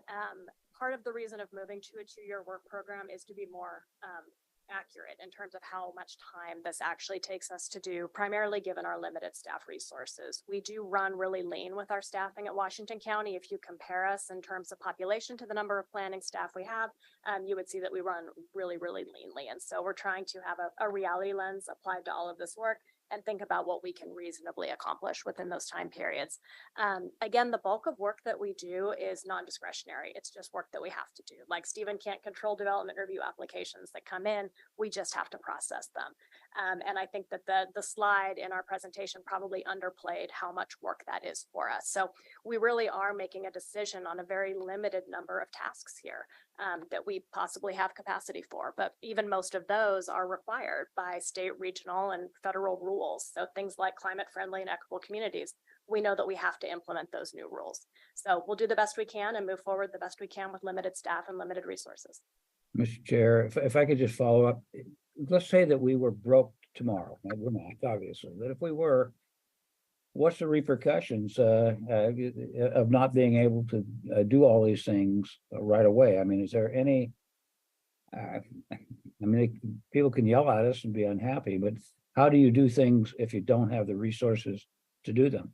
And what's the repercussions for slowing down and saying we need to take them within the budgetary frame that we have dollars to perform them in? Commissioner, if I might. jump Yeah, in, go ahead. I really appreciate both Commissioner Rogers and Chair Harrington's concerns, and obviously we share the same concerns about just, how do we achieve our objectives with the resources that we have, and we know that's a challenge, an ongoing challenge. I appreciate those points, and I think there's a sort of a risk reward profile that I think we'd want to be really careful about here too. I think there are opportunities for us to be engaged and to influence decision making to some extent. So I think we certainly want to make sure that we are able to continue to participate in that way. And perhaps we do need to be strategic, thinking about what's the best use of the resources that we do have. So I appreciate those comments, and it's definitely good fodder for us to consider. And to follow up on the point about working with the cities and annexation of some of the urban areas, even if that happened tomorrow and the urban unincorporated area went into respective cities and we didn't have that bulk of work, we would still have a really large urban area of rural area, of Washington County that we would be primarily responsible to. Most counties do only rural planning work. Washington County's rural population is larger than I think 17 Oregon counties. And so that would still be a fairly large body of work that would always be the county's responsibility. And a lot of the transportation planning work we do would always be the county's responsibility. So that is something that we're working with our city partners on, and we would continue to work with our city partners on, but we definitely are trying to have that reality lens of what we can realistically accomplish. Chair Harrington, did you find the document or whatever you're looking for there? And are you ready? Thank you, Commissioner Willie. Yes, I did. I wanted to go back after hearing the presentation and look at the tier 1 and tier 2 tables. And then there's the other input information. And frankly, I'm feeling pretty pessimistic that there's going to be room for the county to do other things. Even the tier 2 list looks an awful lot to me like doing those things that we are required to do or are natural to do because we are a county government with a large urban area, as Aaron was just mentioning. So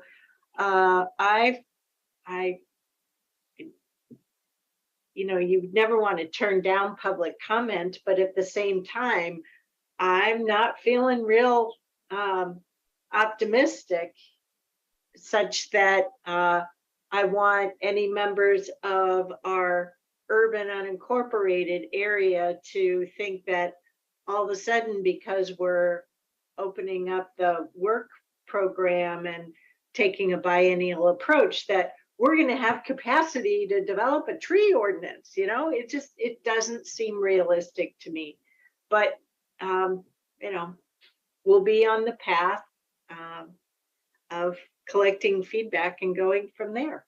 So thank you. Okay, thank you. Commissioner Willie, can I, Yes. Chair, I think the opportunity with public comment or opening up that, excuse me, that comment conversation with our community is similar to how we are walking through the budget. We're also having a conversation with the community about what constraints. So the community is pulled in to our planning process and understands more of the context of the why behind why there's the tier 2 and we're saying not right now. I think so. There's significant benefit for our staff to be engaging with the community that way. Well, I think for me, the understanding is what Aaron said a little bit ago about what's the mandatory stuff and how much time do we have left over after we do the mandatory stuff. And I think that's I don't know if we could do that as a visual or how we'd communicate that, but certainly so that our clientele understand the demands on our time that aren't optional. So that's what I see here. I've been flipping through the tier 1 and the tier 2 stuff. Yeah, and I'm okay with this. I guess, Sam, do you have anything, share anything any further up, Roy? Nafisa?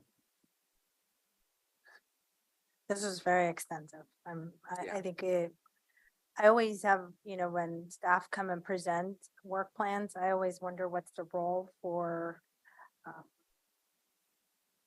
us as the Board of Commissioners. And I really felt like your all the document that you shared presented that.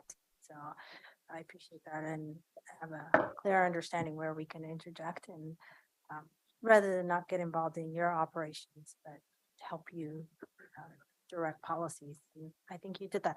There's a lot going on, but we'll see.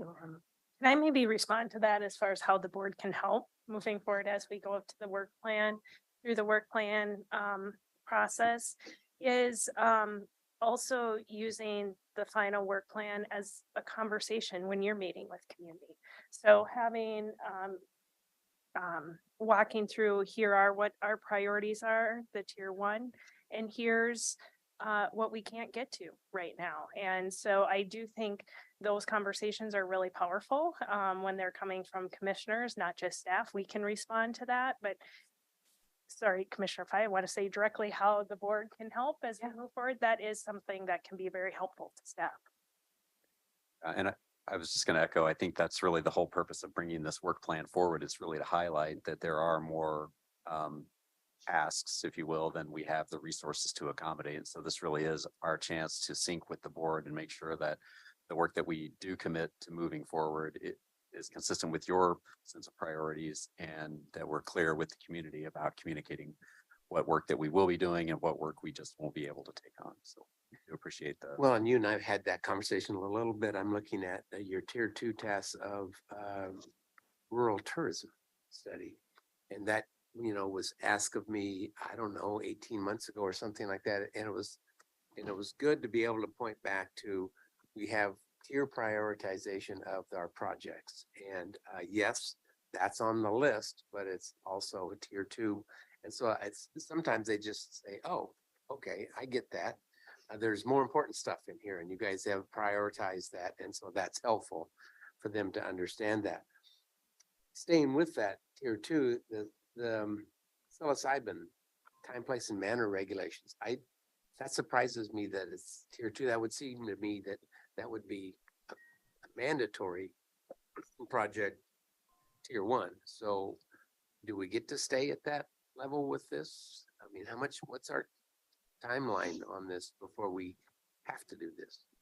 So we aren't required to have any additional time, place and manner requirements for psilocybin. So there are state rules. So there's a level of requirement that are in those rules that the health authority will implement when they issue a permit. And those are things like a certain distance from, I'm trying to think of a certain distance from certain types of uses. So they have a level of requirement in there. We don't have to have anything additional, but we can. And so the thought here is if we wanted to have any additional level of requirement, if we wanted to say where they could or could not be located, then we could do that. But those guidelines have been set already, because I remember, right. I think the last time we had this conversation, they hadn't been. So those have been put into place. I don't know what those are. I don't know that I necessarily need to know what those are, but it would probably be good information to have. So I guess we can get as a that too. board, we could say, we really don't like this, or we really think that should be included. And I don't want to add more work to your schedule. But it would be good, if we could have a Reader's Digest version of that, something maybe. We can put that together. Yeah, and I was just asking Stephen, his team in development review and current planning process the land use compatibility statements that are required when someone wants to open or propose a psilocybin facility in Washington County, unincorporated Washington County. So I think we've had 5 or 6, it sounds like, come through for growers. And we anticipate that we may see some for the what are called psilocybin service centers, the places where you would actually be administered the psilocybin. And so we haven't seen a lot, but in some cases, really our role here is really just to help ensure that whatever land use district a particular psilocybin related use is located in, it's a permitted use there. And the cities are pretty much going along with the same state guidelines. They're not creating their own set of rules. A number of cities have developed their own rules.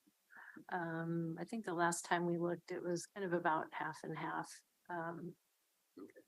With either doing it or just relying on this.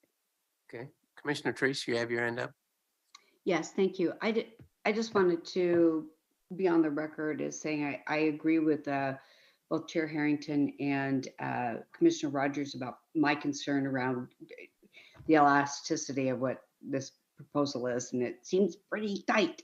So so I'm concerned about that, but I recognize the situation that we're in, and I certainly support the work that's gone into this. I will also be looking at, it'll be interesting to look at the budget and then reflect back here to this discussion as well. So thank you. All right. Thank you, Commissioner. Any other comments? Did you get the information you needed? We did. Great. Thank you So very we'll- much for being here. We'll get things out for public comment and then we'll let you know what we hear back and bring back a final version of a work program for your consideration in July. Yep. All right. Thank you very much. Appreciate your help. Congratulations, Diami, but you're not getting off the salmon berry trail. Okay? Want to let you know that. If you're staying, right? That is the guidance. Okay. Saying that, I guess I better figure out where we are. So we could take a break right now. We've been at this about an hour and 35 minutes, or could we move on into the last item, which is scheduled for 60 minutes? What's the will of the commissioners?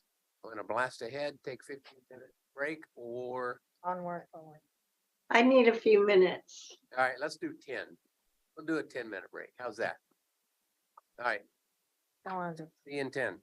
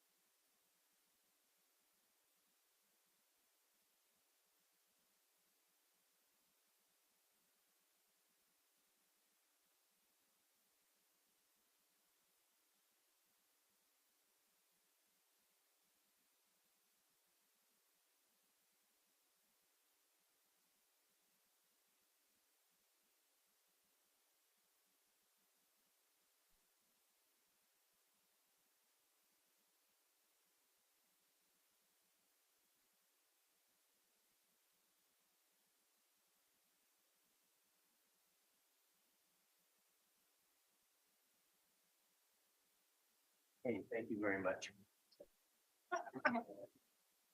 Hey, what? Hold on, Hold Megan, what about me?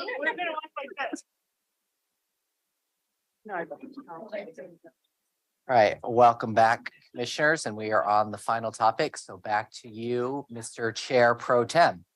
Thank you very much. I will pull this up a little closer here. Yeah, we are back from break. We have our last item of the day, the bicycle facility selection for Blanton Street and Kinnaman Road Improvement Projects. So Stephen Roberts, introduce your team, please. Thank you.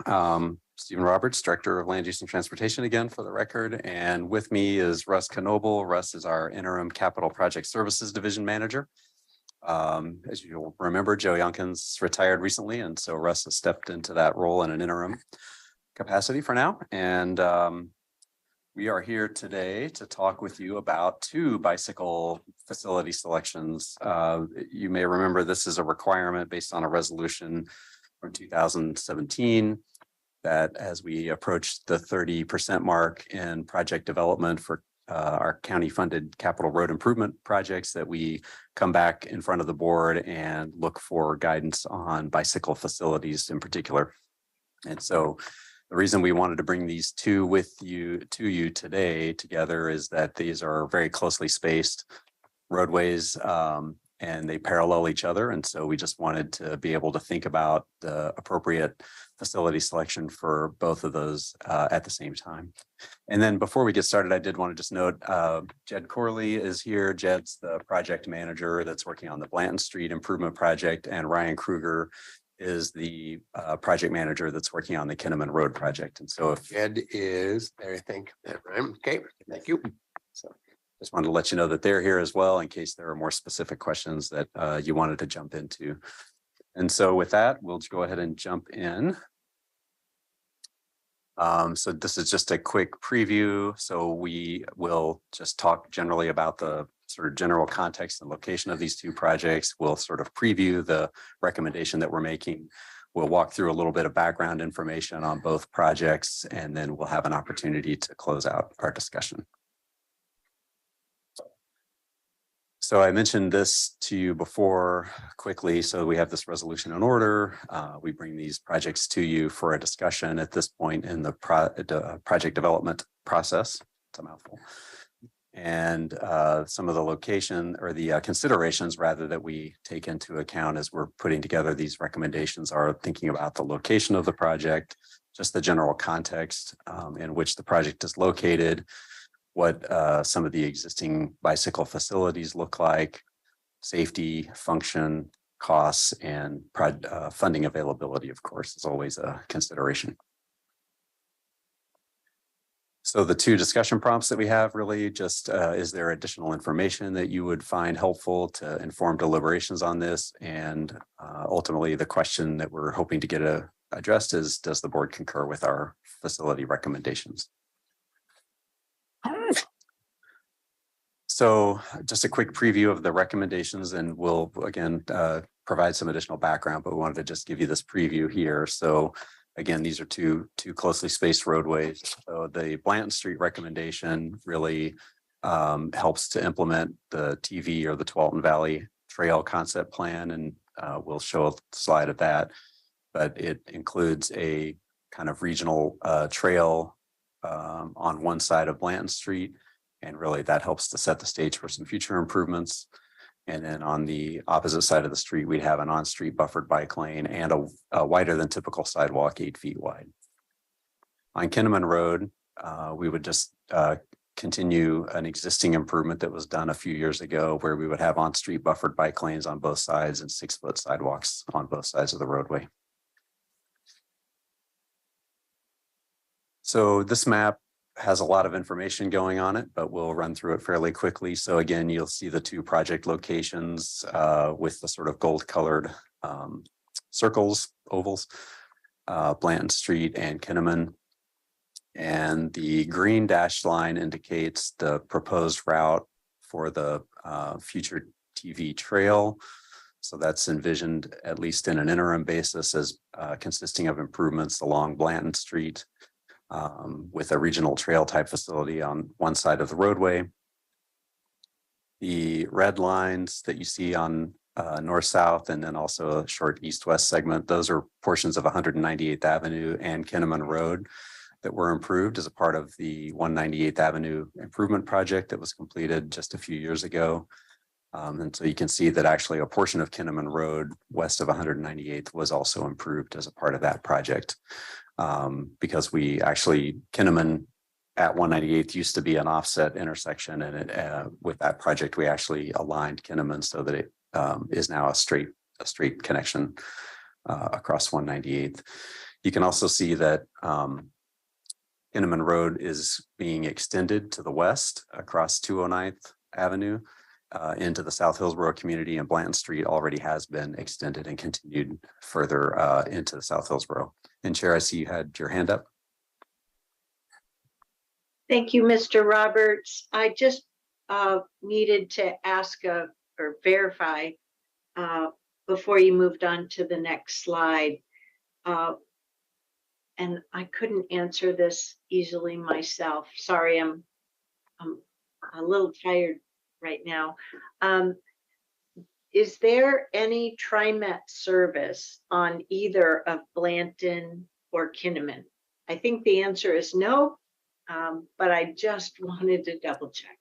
Yes, that's correct. TV Highway is the main transit line, the 57, and so there's no bus service on Blanton or Kinnaman. Thank you so much. Right. Oh, and yes, and Russ just caught me too. Thank you. There is north-south transit service on 198th Avenue. And then finally, the last thing maybe to note on this map before we moved on is we also have a current project that's under construction on 209th Avenue from just south of Kinnaman up to Alexander Street north of TV Highway. So that project is currently underway right now. So I mentioned the TV trail concept, and so this map actually shows the preferred alignment that came out of that concept planning process. And the green line that you see, or sorry, the blue line, let me start with that, is TV Highway itself, Highway 8. The green line just to the south is Blanton Street. And so you can see the concept is to have some sort of separated bike facilities along Blanton Road. And that just is really intended to provide a lower stress, lower traffic, lower speed alternative to someone who might otherwise need to ride a bike on TV Highway. And that context of that trail planning, just as a quick refresher, what you see on the far right-hand side of the map is a red line, a north-south red line. That is the West Side Trail. So the idea is that this trail connects to the West Side Trail, continues to the west over into the South Hillsborough community. And then ultimately, this really is envisioned as part of a much larger network of trails that would connect all the way from the Portland metro region and even into Multnomah and Clackamas counties, and eventually out to Banks Vernonia and the Salmonberry Trail as well. So an opportunity to get all the way to the coast. So it's one piece of a much larger concept of trails that's kind of referred to as the turf to surf trails. So what is the timeline of that TV trail? I mean, that you said this is a concept plan. Mm-hmm. So where are we in that? Yep. So the concept plan's been adopted or acknowledged by your board. And so this project actually is the first sort of implementation of what's likely to be a long-term incremental implementation of that, of improvements on Blanton Street. So this is going to enhance this. Yes, right. So this is really the first installment, if you will, on trying to actually implement the outcomes of the TV trail concept planning effort. Okay. And then I'm assuming this is going to be extended through South Hillsborough as well. Yeah, in South Hillsborough, they do have, that's been constructed already. And so they do have cycle tracks. And so that would function as a portion of this trail corridor.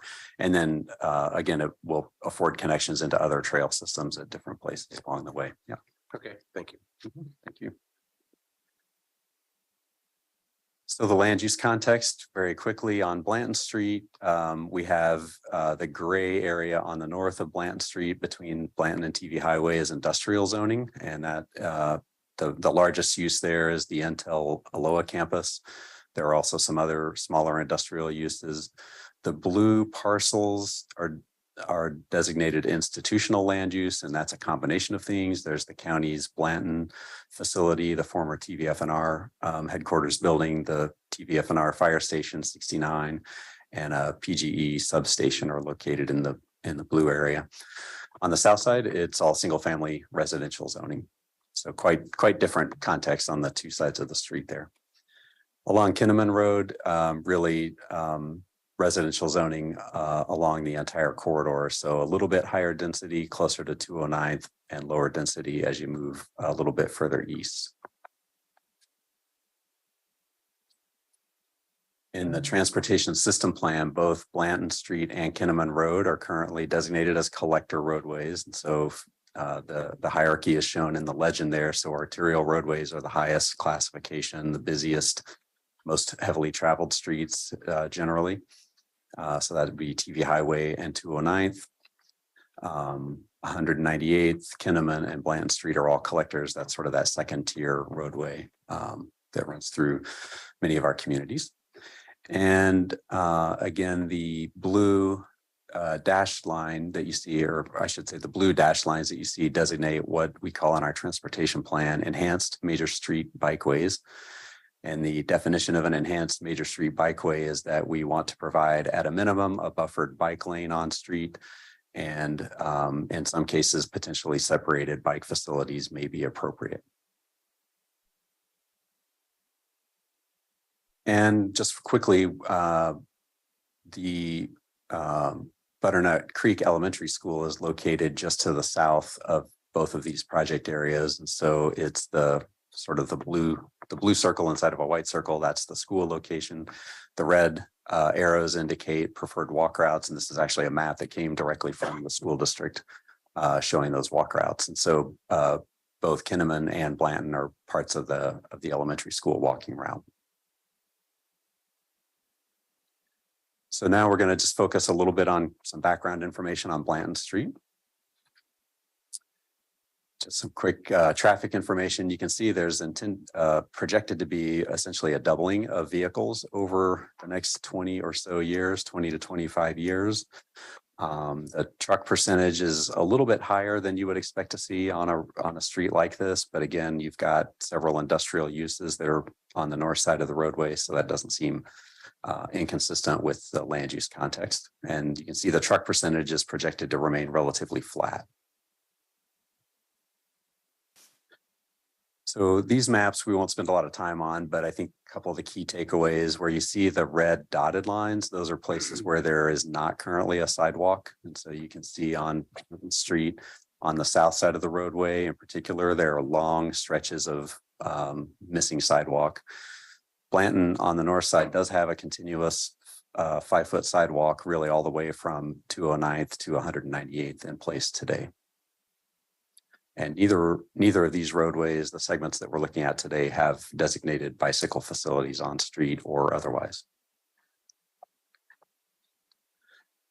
So this is a section that's taken kind of on the western end. You can just see that it's a 2-lane road with ditches on both sides, and there's a sidewalk again on the north side of the road today. This is just a little bit further east. Again, another section here, and you can see here we actually have a curb tight sidewalk on one side of the street, no sidewalk on the opposite side. And this is the sort of the western end of the projects. The one on the north side of Blanton Street here, you're actually seeing the Aloha campus, Intel Aloha campus. So again, that same section, you have the curb tight sidewalk on the north side. And then as you get further to the east end of the project, or the area that we're looking at today, you do see the ditch reintroduced again, but it would still have a sidewalk there. Even just an off question, do we know how many employees are at that Intel plant right now? I don't know the answer to that, no. And this is just a couple of photos. We'll just click through these fairly quickly. These will move from west to east. So this first photo is at 209th Avenue. Again, looking east, PGE substation is behind the bushes on the left. And you've got single residential detached dwellings on the south side. This is also looking east, and this is from essentially the front of the Blanton building, continuing to look east. This is closer to the intersection at 205th. And so this is one instance where we do have sidewalks on both sides of the roadway, but that's the exception, not the norm. And this is near the eastern end. And so the Aloha campus is on the left side of the screen, the north side, and you've got some single residential dwellings on the south side there. And again, intermittent sidewalks that have been constructed with development over time, but again, the exception rather than the norm there. We like to show these slides. This just indicates what we call conflict points. So places where you're going to have vehicles sort of crossing into and out of the roadways and crossing bike facilities. And so what you see here, there is one major intersection, a signalized intersection at the far west end of the project, 209th.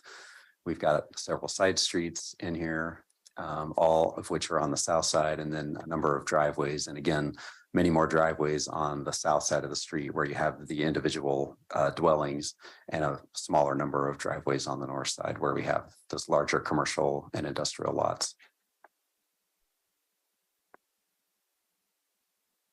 So we do have two options that we put forward here for your consideration on Blanton Street. The first option is really just looking at sort of the county typical cross section, and that would be 2 travel lanes with on-street bike lanes, landscape buffers, and 5-foot sidewalks.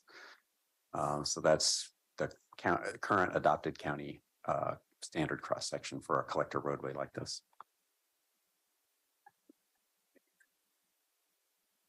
That was the issue. And I see that that is a 60-foot wide concept. Correct. And so could you relate that to some of these pictures as to what's that look like? mm-hmm. Yeah, and I'll let me go back just real quickly here. A couple of the earlier slides that we showed. Oops, I think no, we don't have right-of-way widths on those, but the right-of-way varies along the frontage here, and that's sort of typical with both of these projects where we've had development occur. We've had dedication, and in some cases, more dedication to the north side where we have those industrial properties. And then on the south side, we may have lesser width from the center line on the south side. But we think that we have throughout the entire corridor, we think that we have 60+ feet of right of way, or will have with a limited amount of property acquisitions. Okay, thank you. And the second option that we looked at on Blanton, and this is our recommendation, is to construct the multi-use path, a 14-foot wide multi-use path on the north side of the roadway. And again, if you'll remember, that's the industrial side, far fewer conflict points, driveways on the north side. So we think that's much more conducive to the facilitating the shared use path, which would meet that regional trail requirement by being 14 feet wide. It would also, we think, have room for a landscape buffer.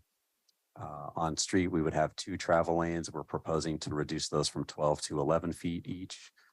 And as I mentioned on the south side, then we're proposing an on-street bike lane with a painted buffer, and then a wider than typical sidewalk at an 8-foot wide sidewalk if you count the width of the curb.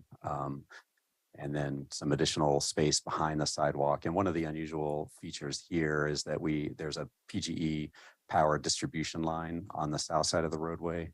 And so for safety reasons, it's preferable to have those distribution poles behind the sidewalk as opposed to between the sidewalk and the roadway. And so this helps facilitate those.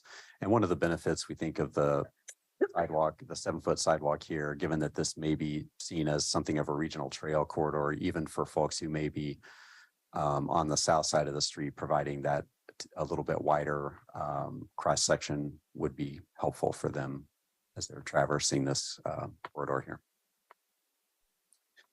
And I should note too, and you can see it, I was I neglected to mention it earlier, but if you notice on the east end, closer to 198th Avenue, we're showing an end of project that stops short of 198th Avenue.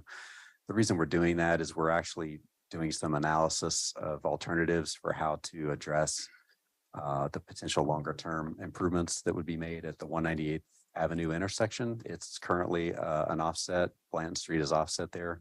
So we're analyzing, are there different realignment options or improvements that could be made with the road remaining offset that would help manage longer term anticipated traffic growth there. And trying to be sensitive to property impacts on both sides of the roadway. Stephen, I have a question. You said the staff is recommending option 2. And I noticed that the bike lane is shared both incoming and going traffic.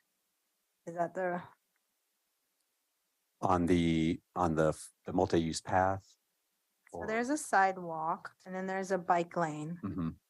And the other side is there's the same? On the other side, it's just a multi-use path. So that multi-use path would accommodate both bicycle and pedestrian traffic. So it functions essentially like a regional trail. The standard now for a regional trail is a 14-foot wide pathway. And so this is functioning in both bicycle and sidewalk traffic. Sorry. And of course, people who choose to ride on street can still ride on the street. They have that legal right to do so. Okay. And the other option is just a sidewalk and 2 bike lanes. Correct. On each bike lane and a sidewalk on each lane. Right. That would be the more traditional approach to doing a roadway. And if we weren't on a corridor that had been identified as a potential trail alignment, you'd probably be seeing something that looked more like this similar to this as a recommendation from us with a bike lane on both sides. Okay. So just thinking ahead about about the future trail, and then capacity wise, I'm not sure which is the best practice for a road that will have a trail. Is it best to have 2 bike lanes versus multi-use, or? Don't know that there's a particular best practice. I think that, with the 14-foot wide, let me click back to that option. With the 14-foot wide trail, that's ample width for both bicycle and pedestrian traffic to be able to maneuver in that area. And so we think that it's an appropriate facility selection. We have other instances where a cross-section either matching or very similar to this has been implemented, where you essentially have the bike facility being shared. And so a couple of examples that are actually under construction right now on Tualatin Sherwood Road and Roy Rogers Road down in the Sherwood area will be implementing multi-use paths.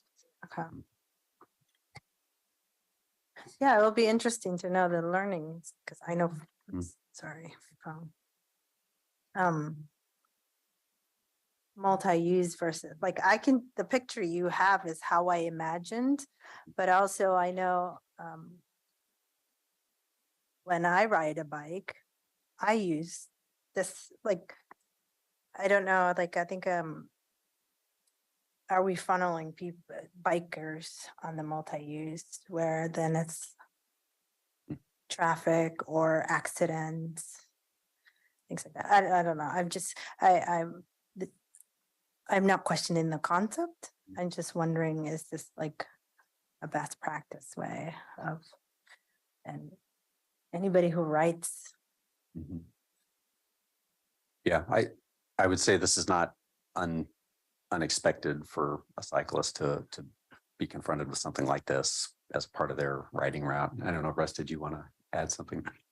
I was just going to add, sorry, the TV Trail project did look at multiple alternatives, and this was kind of how they preferred to see the trail come through here. And this sort of, the 14 feet wide is probably anywhere from 2 to 4 feet wider than the current multi-use paths we're building down on 12th Sherwood Road. So, people are starting to see those multi-use paths more around the county, so they're probably a little more familiar with them. You know, I think some jurisdictions have actually striped one side for bikes of the multi-use path, one side for peds, so you can avoid that kind of conflict. Mhm. Yeah, it's a good point. And Context so there on may be that. some operational Yeah. adjustments that could be made to just help facilitate, channelizing, if you will. So if I could suggest that you've got about 3 or 4 more slides on Blanton, Mhm. talking about cost, and quite frankly, the cost differential is what drives my decision, but I know where I peeked ahead. Mhm. But why don't we go ahead and finish up the discussion on Blanton, and then we can come back Absolutely, and finish the conversation, okay? absolutely. All right. Okay, well, and the Blanton project, this particular project that we're working on currently is a little bit early in the process, but as I said, we wanted to really bring it forward in conjunction with the Kinnaman Road project, which is moving ahead a little bit more quickly through the project development process and really look at these two in tandem. And so what we have shared with you here as we talk about public input received really is, as Russ was alluding to, the engagement that was done during the TV trail concept planning effort. We had a fairly extensive public engagement effort. And there's a list there. I won't read all of that, but we had quite a few discussions. There were a number of, as Russ said, different alternatives that were evaluated and considered. And those did include facilities with on-street bike lanes or cycle tracks and a variety of different things. And so the outcome of all of that work was the preferred recommendation with the multi-use path was the result of that effort. And some specific comments here. And again, I won't go through and try to read all of these. They're in your packet there, slide 23. But, there was just general appreciation for the fact that we would be getting some sidewalk and bike improvements on this roadway. Typical concerns that we just hear, people obviously concerned about bicycle and pedestrian safety, and especially for their kids. And then there was some concern, as noted, about the number of conflicts that might be encountered on the south side because of the number of additional driveways and cross streets. Typical concerns that we hear about any project, just around property impacts and concerns, vegetation, trees. And then currently on-street parking. So as we designate roadways with bike lanes, that does mean that you can't park there. And so this would potentially eliminate on-street parking for some folks that may be parking on or adjacent to the street today. And then generally, again, speeding and traffic calming, those are pretty typical concerns that we would hear too. And on Blanton Street, with the development of South Hillsborough, that the trips have increased on that roadway significantly. So we think it's important that we are making bicycle enhancements on this roadway, and pedestrian enhancements to try to help improve the safety for those folks that are trying to traverse that project area. So again, and I'll go ahead and advance a little bit. So the recommendation, as I noted, is option 2, implementing that first chunk of the TV trail concept. And again, we have developed this set of criteria as a sort of consistent way as we're evaluating different projects to try to present that information to you. And so we are typically looking at these different criteria on a 1 to 4 scale. This is not super scientific, but we do try to look at these objectively and try to do our best assessment of how these different options score on these different outcomes. And then down below in the blue rows, you see the cost estimate information.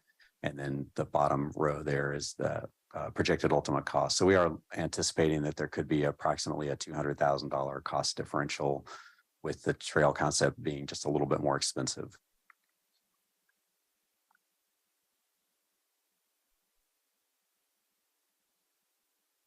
Moving on. So again, just the recommendation, recapping the recommendation is the trail option here.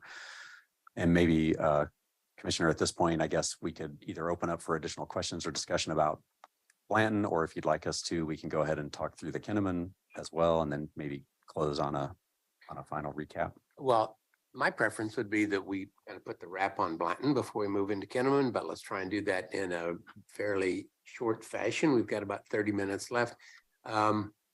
Commissioners, Treese and Harrington. I haven't heard anything from the bikers of the group, so what do you think? I'm comfortable with the staff recommendation for number 2. I'm very comfortable with it. Thank you. Okay, got thumbs up from Chair Harrington as well. Thank you very much. I guess my only comment would be, I like the fact you had 550 people show up. I have been at that intersection of 209th and Blanton more than a couple of times recently. It is a very busy intersection. So I would envision that, I guess what I would want to know is if Intel would convey what maybe their future vision for that location would be, because we could have fairly busy migration coming out of South Hillsborough. I mean, there's supposed to be 25,000 people there in the next so many years. And if Intel has plans of upgrading or adding employment or whatever, I think this is a perfect bike path combination to get people to and from work. And if you don't want to ride on TV highway, you can jump off way back there and go all the way down, past 198th. And so I think that we have to keep that in mind as well. I think this will be a really popular avenue. So I want to try and keep that in mind. I'm not a big fan of multi-use paths. I kind of like bike paths having their own lane. Been in Germany where they tried to kill me because I was walking on the bike side instead of the pedestrian side. But I guess we could all learn that. But anyway, Commissioner Rogers. Yeah, I'm sorry, Roy. That's okay. A couple of quick questions. It sort of is where Jerry is going in a bit, but maybe a little different. I don't know the future plans for Blanton. We've been talking about that since Steve Lawrence was on the board. I mean, it was Blanton's been a long conversation. So is there any plans to widen? People get really mad when you put nice facilities in, then you tear them out and expand roads and that sort of thing. So that's my first question. I got one more after that. So really, we're envisioning it to remain a 2-lane facility primarily. We think that even though the traffic volumes will increase, it's certainly not a volume of traffic that would be untenable with a 2-lane roadway. Okay, because all right, thank you. I had somewhat the same thoughts that Jerry did, because he was mentioning, South Hillsborough and its development, and I wonder if those facilities are going to be sufficient in the future. But okay. The second question is a real easy one for you. Where is the money coming from? What pot of money are you taking these improvements from?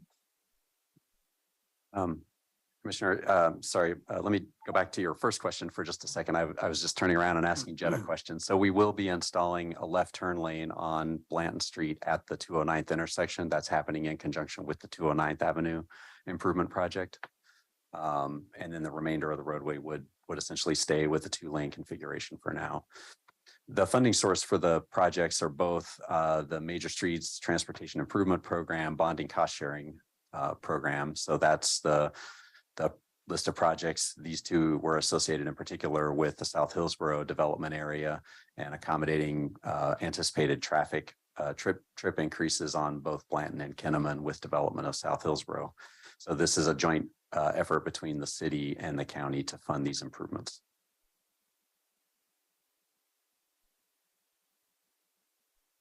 Did we lose you, Roy? No, he is still there. Yeah, I'm still there. I'm listening to what you're saying. Yeah. Okay. All right. Any more questions?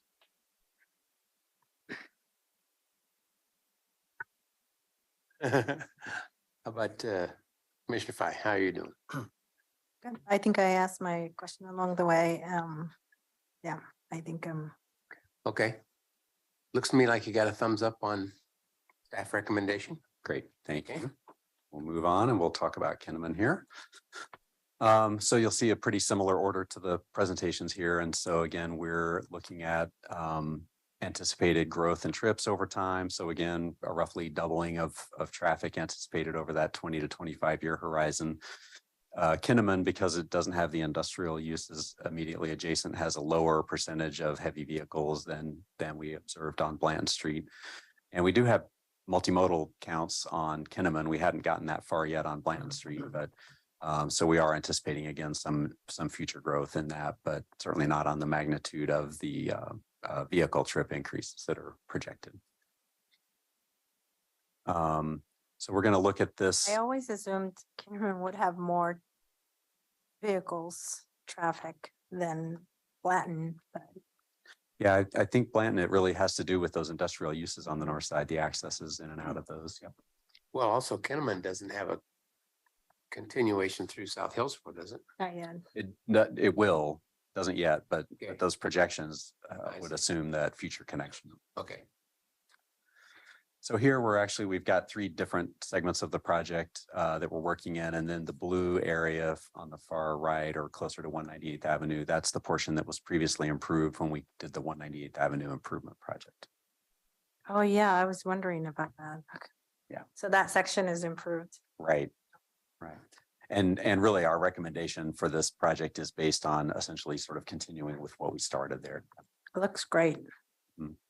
And so I'll click through these fairly quickly. So again, I think the key takeaway from these is that we have missing sidewalks. The red dotted lines reflect areas where you don't have a sidewalk today. And then the green line is just an interesting project. A few years ago, we built a porous concrete sidewalk as one of our urban road maintenance district pedestrian improvement projects. And it has served well, but it has some maintenance challenges. It was a little bit of an experiment for us to see how the technology worked out. It's been a little bit challenging, but it was a great project. And as I said, it's gotten quite a bit of use. So again, the conditions vary, and this is not uncommon where we've had just sort of incremental development at different times to different standards of improvement.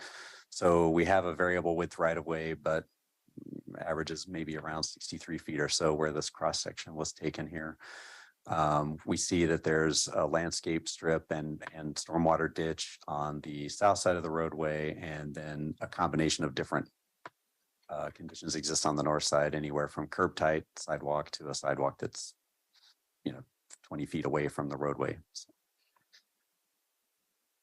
And this is the middle segment of that project. And so 205th Avenue and Stoddard are the north-south roadways here that you see. And so those are part of that walk route that I mentioned to Butternut Creek Elementary. So Butternut Creek is accessed from the south, further south off of Stoddard Road, Stoddard Drive in there. So again, you see on the north side, some missing sidewalk, and on the south side, that porous sidewalk continues through this zone here. On the north side, where we do have sidewalks, they're primarily curb tight and 5 feet wide. And on the south side, again, we have different conditions, but the sidewalk can be anywhere from pretty close to the roadway to pretty far away. And the far eastern, this is eastern segment of the roadway. So again, that sidewalk continues on the south side that was constructed with URMD. Missing sidewalks on most of the north side here. And then the project, as we're describing it now, ends at 202nd Avenue. And then you can just see on the far edge of this photo to the right, the improvements that were constructed as part of the 198th Avenue project started there at 202nd Avenue. And that's that previously improved section. And so you can see that it does widen out to 3 lanes to accommodate a turn lane at the 198th intersection, which is now signalized. It has sidewalks on both sides of the roadway and on-street buffered bike lanes. There's the picture. I'll just click through these photos fairly quickly. Residential on both sides. You'll just see a variety of different configurations of sidewalks, ditches, road widths. This is at 205th and Stoddard, the pedestrian crossing. You can see here, this is a segment that has a ditch on one side, well, probably both sides of the roadway, and only sidewalk on one side. Will this require acquisition of property as well for this road, just like Blanton? Or maybe you'll have enough? Yeah, that's Jed made the very little sign. So yeah, we have most of the right of way that we needed to implement our recommendation here. There may be a few isolated properties where we're going to have some impacts. Well, on that last picture, Stephen, just go back. You got your utilities are probably in that right of way that you're talking about. So you have to have them moved. Is that what you do with that? There may be some utility relocations. That's pretty common where they may shift a little bit, but as Brian, I think was alluding to, we actually have through dedications that have happened with previous developments, we actually have most of the right of way that would be needed. So there will be, I think, a limited number of property acquisitions needed in order to move forward with this project. Okay. This might be a naive question, but with these improvements, will it come with a street lighting as well? Yes. Yep. Yeah, as we're improving our roadways to urban standards, so that's one of the standard. So you're not just building it, improvements would but be- okay. Right. And you can kind of see that to the top of the screen there where the 209 or the 198th improvements. You can see the light on that. So it Yeah. kind of look like. It'll reflect like, oh, 198th is great. Right? Mhm. Yeah, so this is a photo actually taken in that improved section there where you see the on-street buffered bike lanes, the street light, Mhm. and the 2 sidewalks on both sides. And those are dark sky lighting. Mhm. Yeah, features, right? Mhm. Okay. Yep. Okay, so conflict points. So on this project, we actually have a fairly even number of conflict points on the north side and the south side, both a combination of cross streets and driveways. So we looked at 3 different options on this one. And in this case, the first option again is kind of what I would refer to as the something like the county standard, on-street buffered bike lanes on both sides and 6-foot sidewalks, but curb tight in this location. And that's really intended to try to help just minimize the need for those additional property acquisitions. Option 2, fairly similar, but in this case, we would have a landscape strip on the south side of the roadway. And I believe, Ryan, that would incorporate some drainage, stormwater. So that provides both the opportunity for some street trees, but also opportunities for stormwater treatment, roadside stormwater treatment. And you've seen some of those along 198th Avenue as well. And we looked at a third option, and that was a 10-foot wide sidewalk on the south side of the street rather than a 6-foot sidewalk, also separated so that we'd have that opportunity either for some street trees and stormwater treatment facilities. And I'll jump ahead. So we have had an online open house for this project. We had 231 total visitors, 38 people who submitted comments or responses. We didn't have a clear, strong preference for the bike facility, just a mix of comments and preferences. And again, I think you'll see some of the same things that we saw in the TV trail feedback, concerns about traffic safety, traffic calming and speeds. Here we saw the impacts on trees or preservation of trees.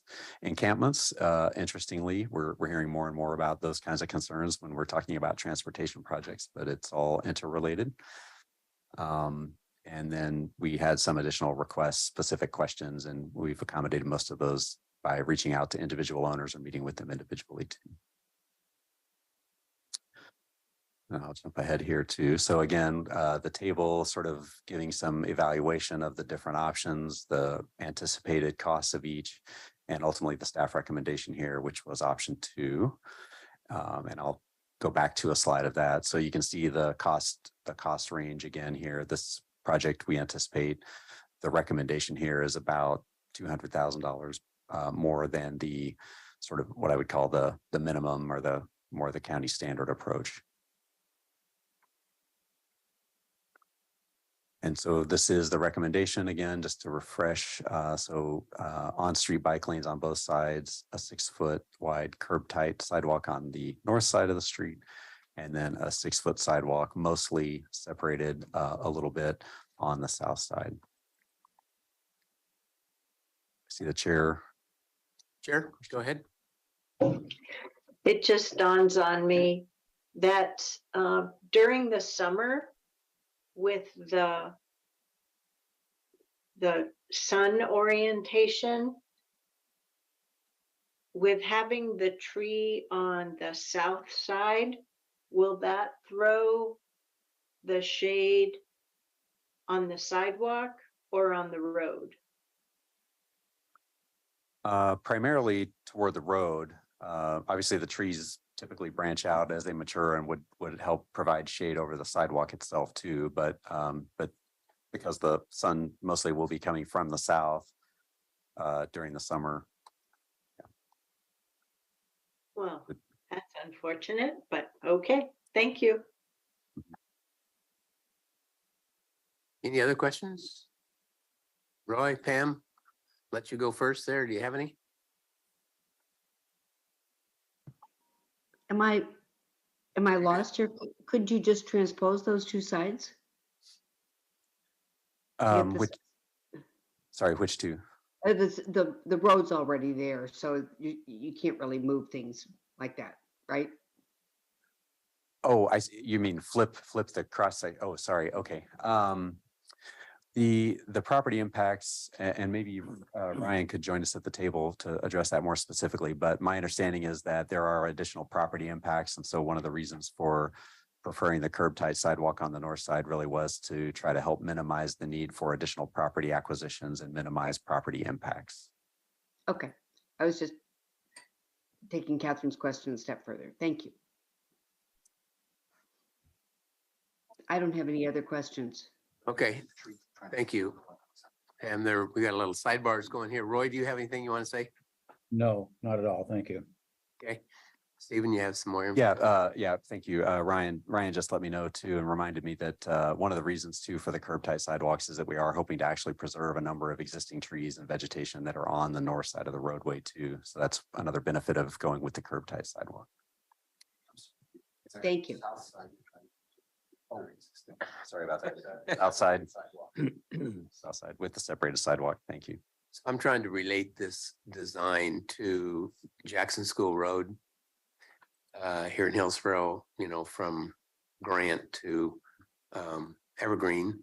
And that is a beautiful road that took years and years and years of design and all that kind of stuff, but they have some of the same kind of features.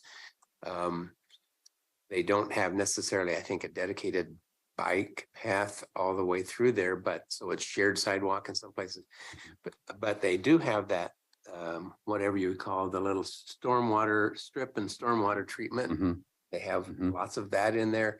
So it's very cool, but that's kind of the same concept as what we're looking at here. Yep. It's quite advantageous to be able to treat some of that roadside drainage at the roadside, quite literally. As opposed to necessarily having to create bigger offsite dedicated facilities just to house a lot of stormwater and treat it. And it's very pleasing to the eye. And, I drive down that every night and there's just lots and lots of people going up and down that, enjoying that. Whereas before, there wasn't even a sidewalk that went all the way from one to the other. So is everybody okay? No further questions? I'm sorry, Nafisa, do you have any? No. Are we good with staff recommendation option 2? So you got 5 thumbs up there. So All right. good with option 2. All right. Well, thank you very much. Okay, are we done? We are done. All right. Thank you all. Any other comments anybody wants to make? Catherine, you're beyond dinner time, so, enjoy your time there. And if there's no other comments, we're adjourned. See you.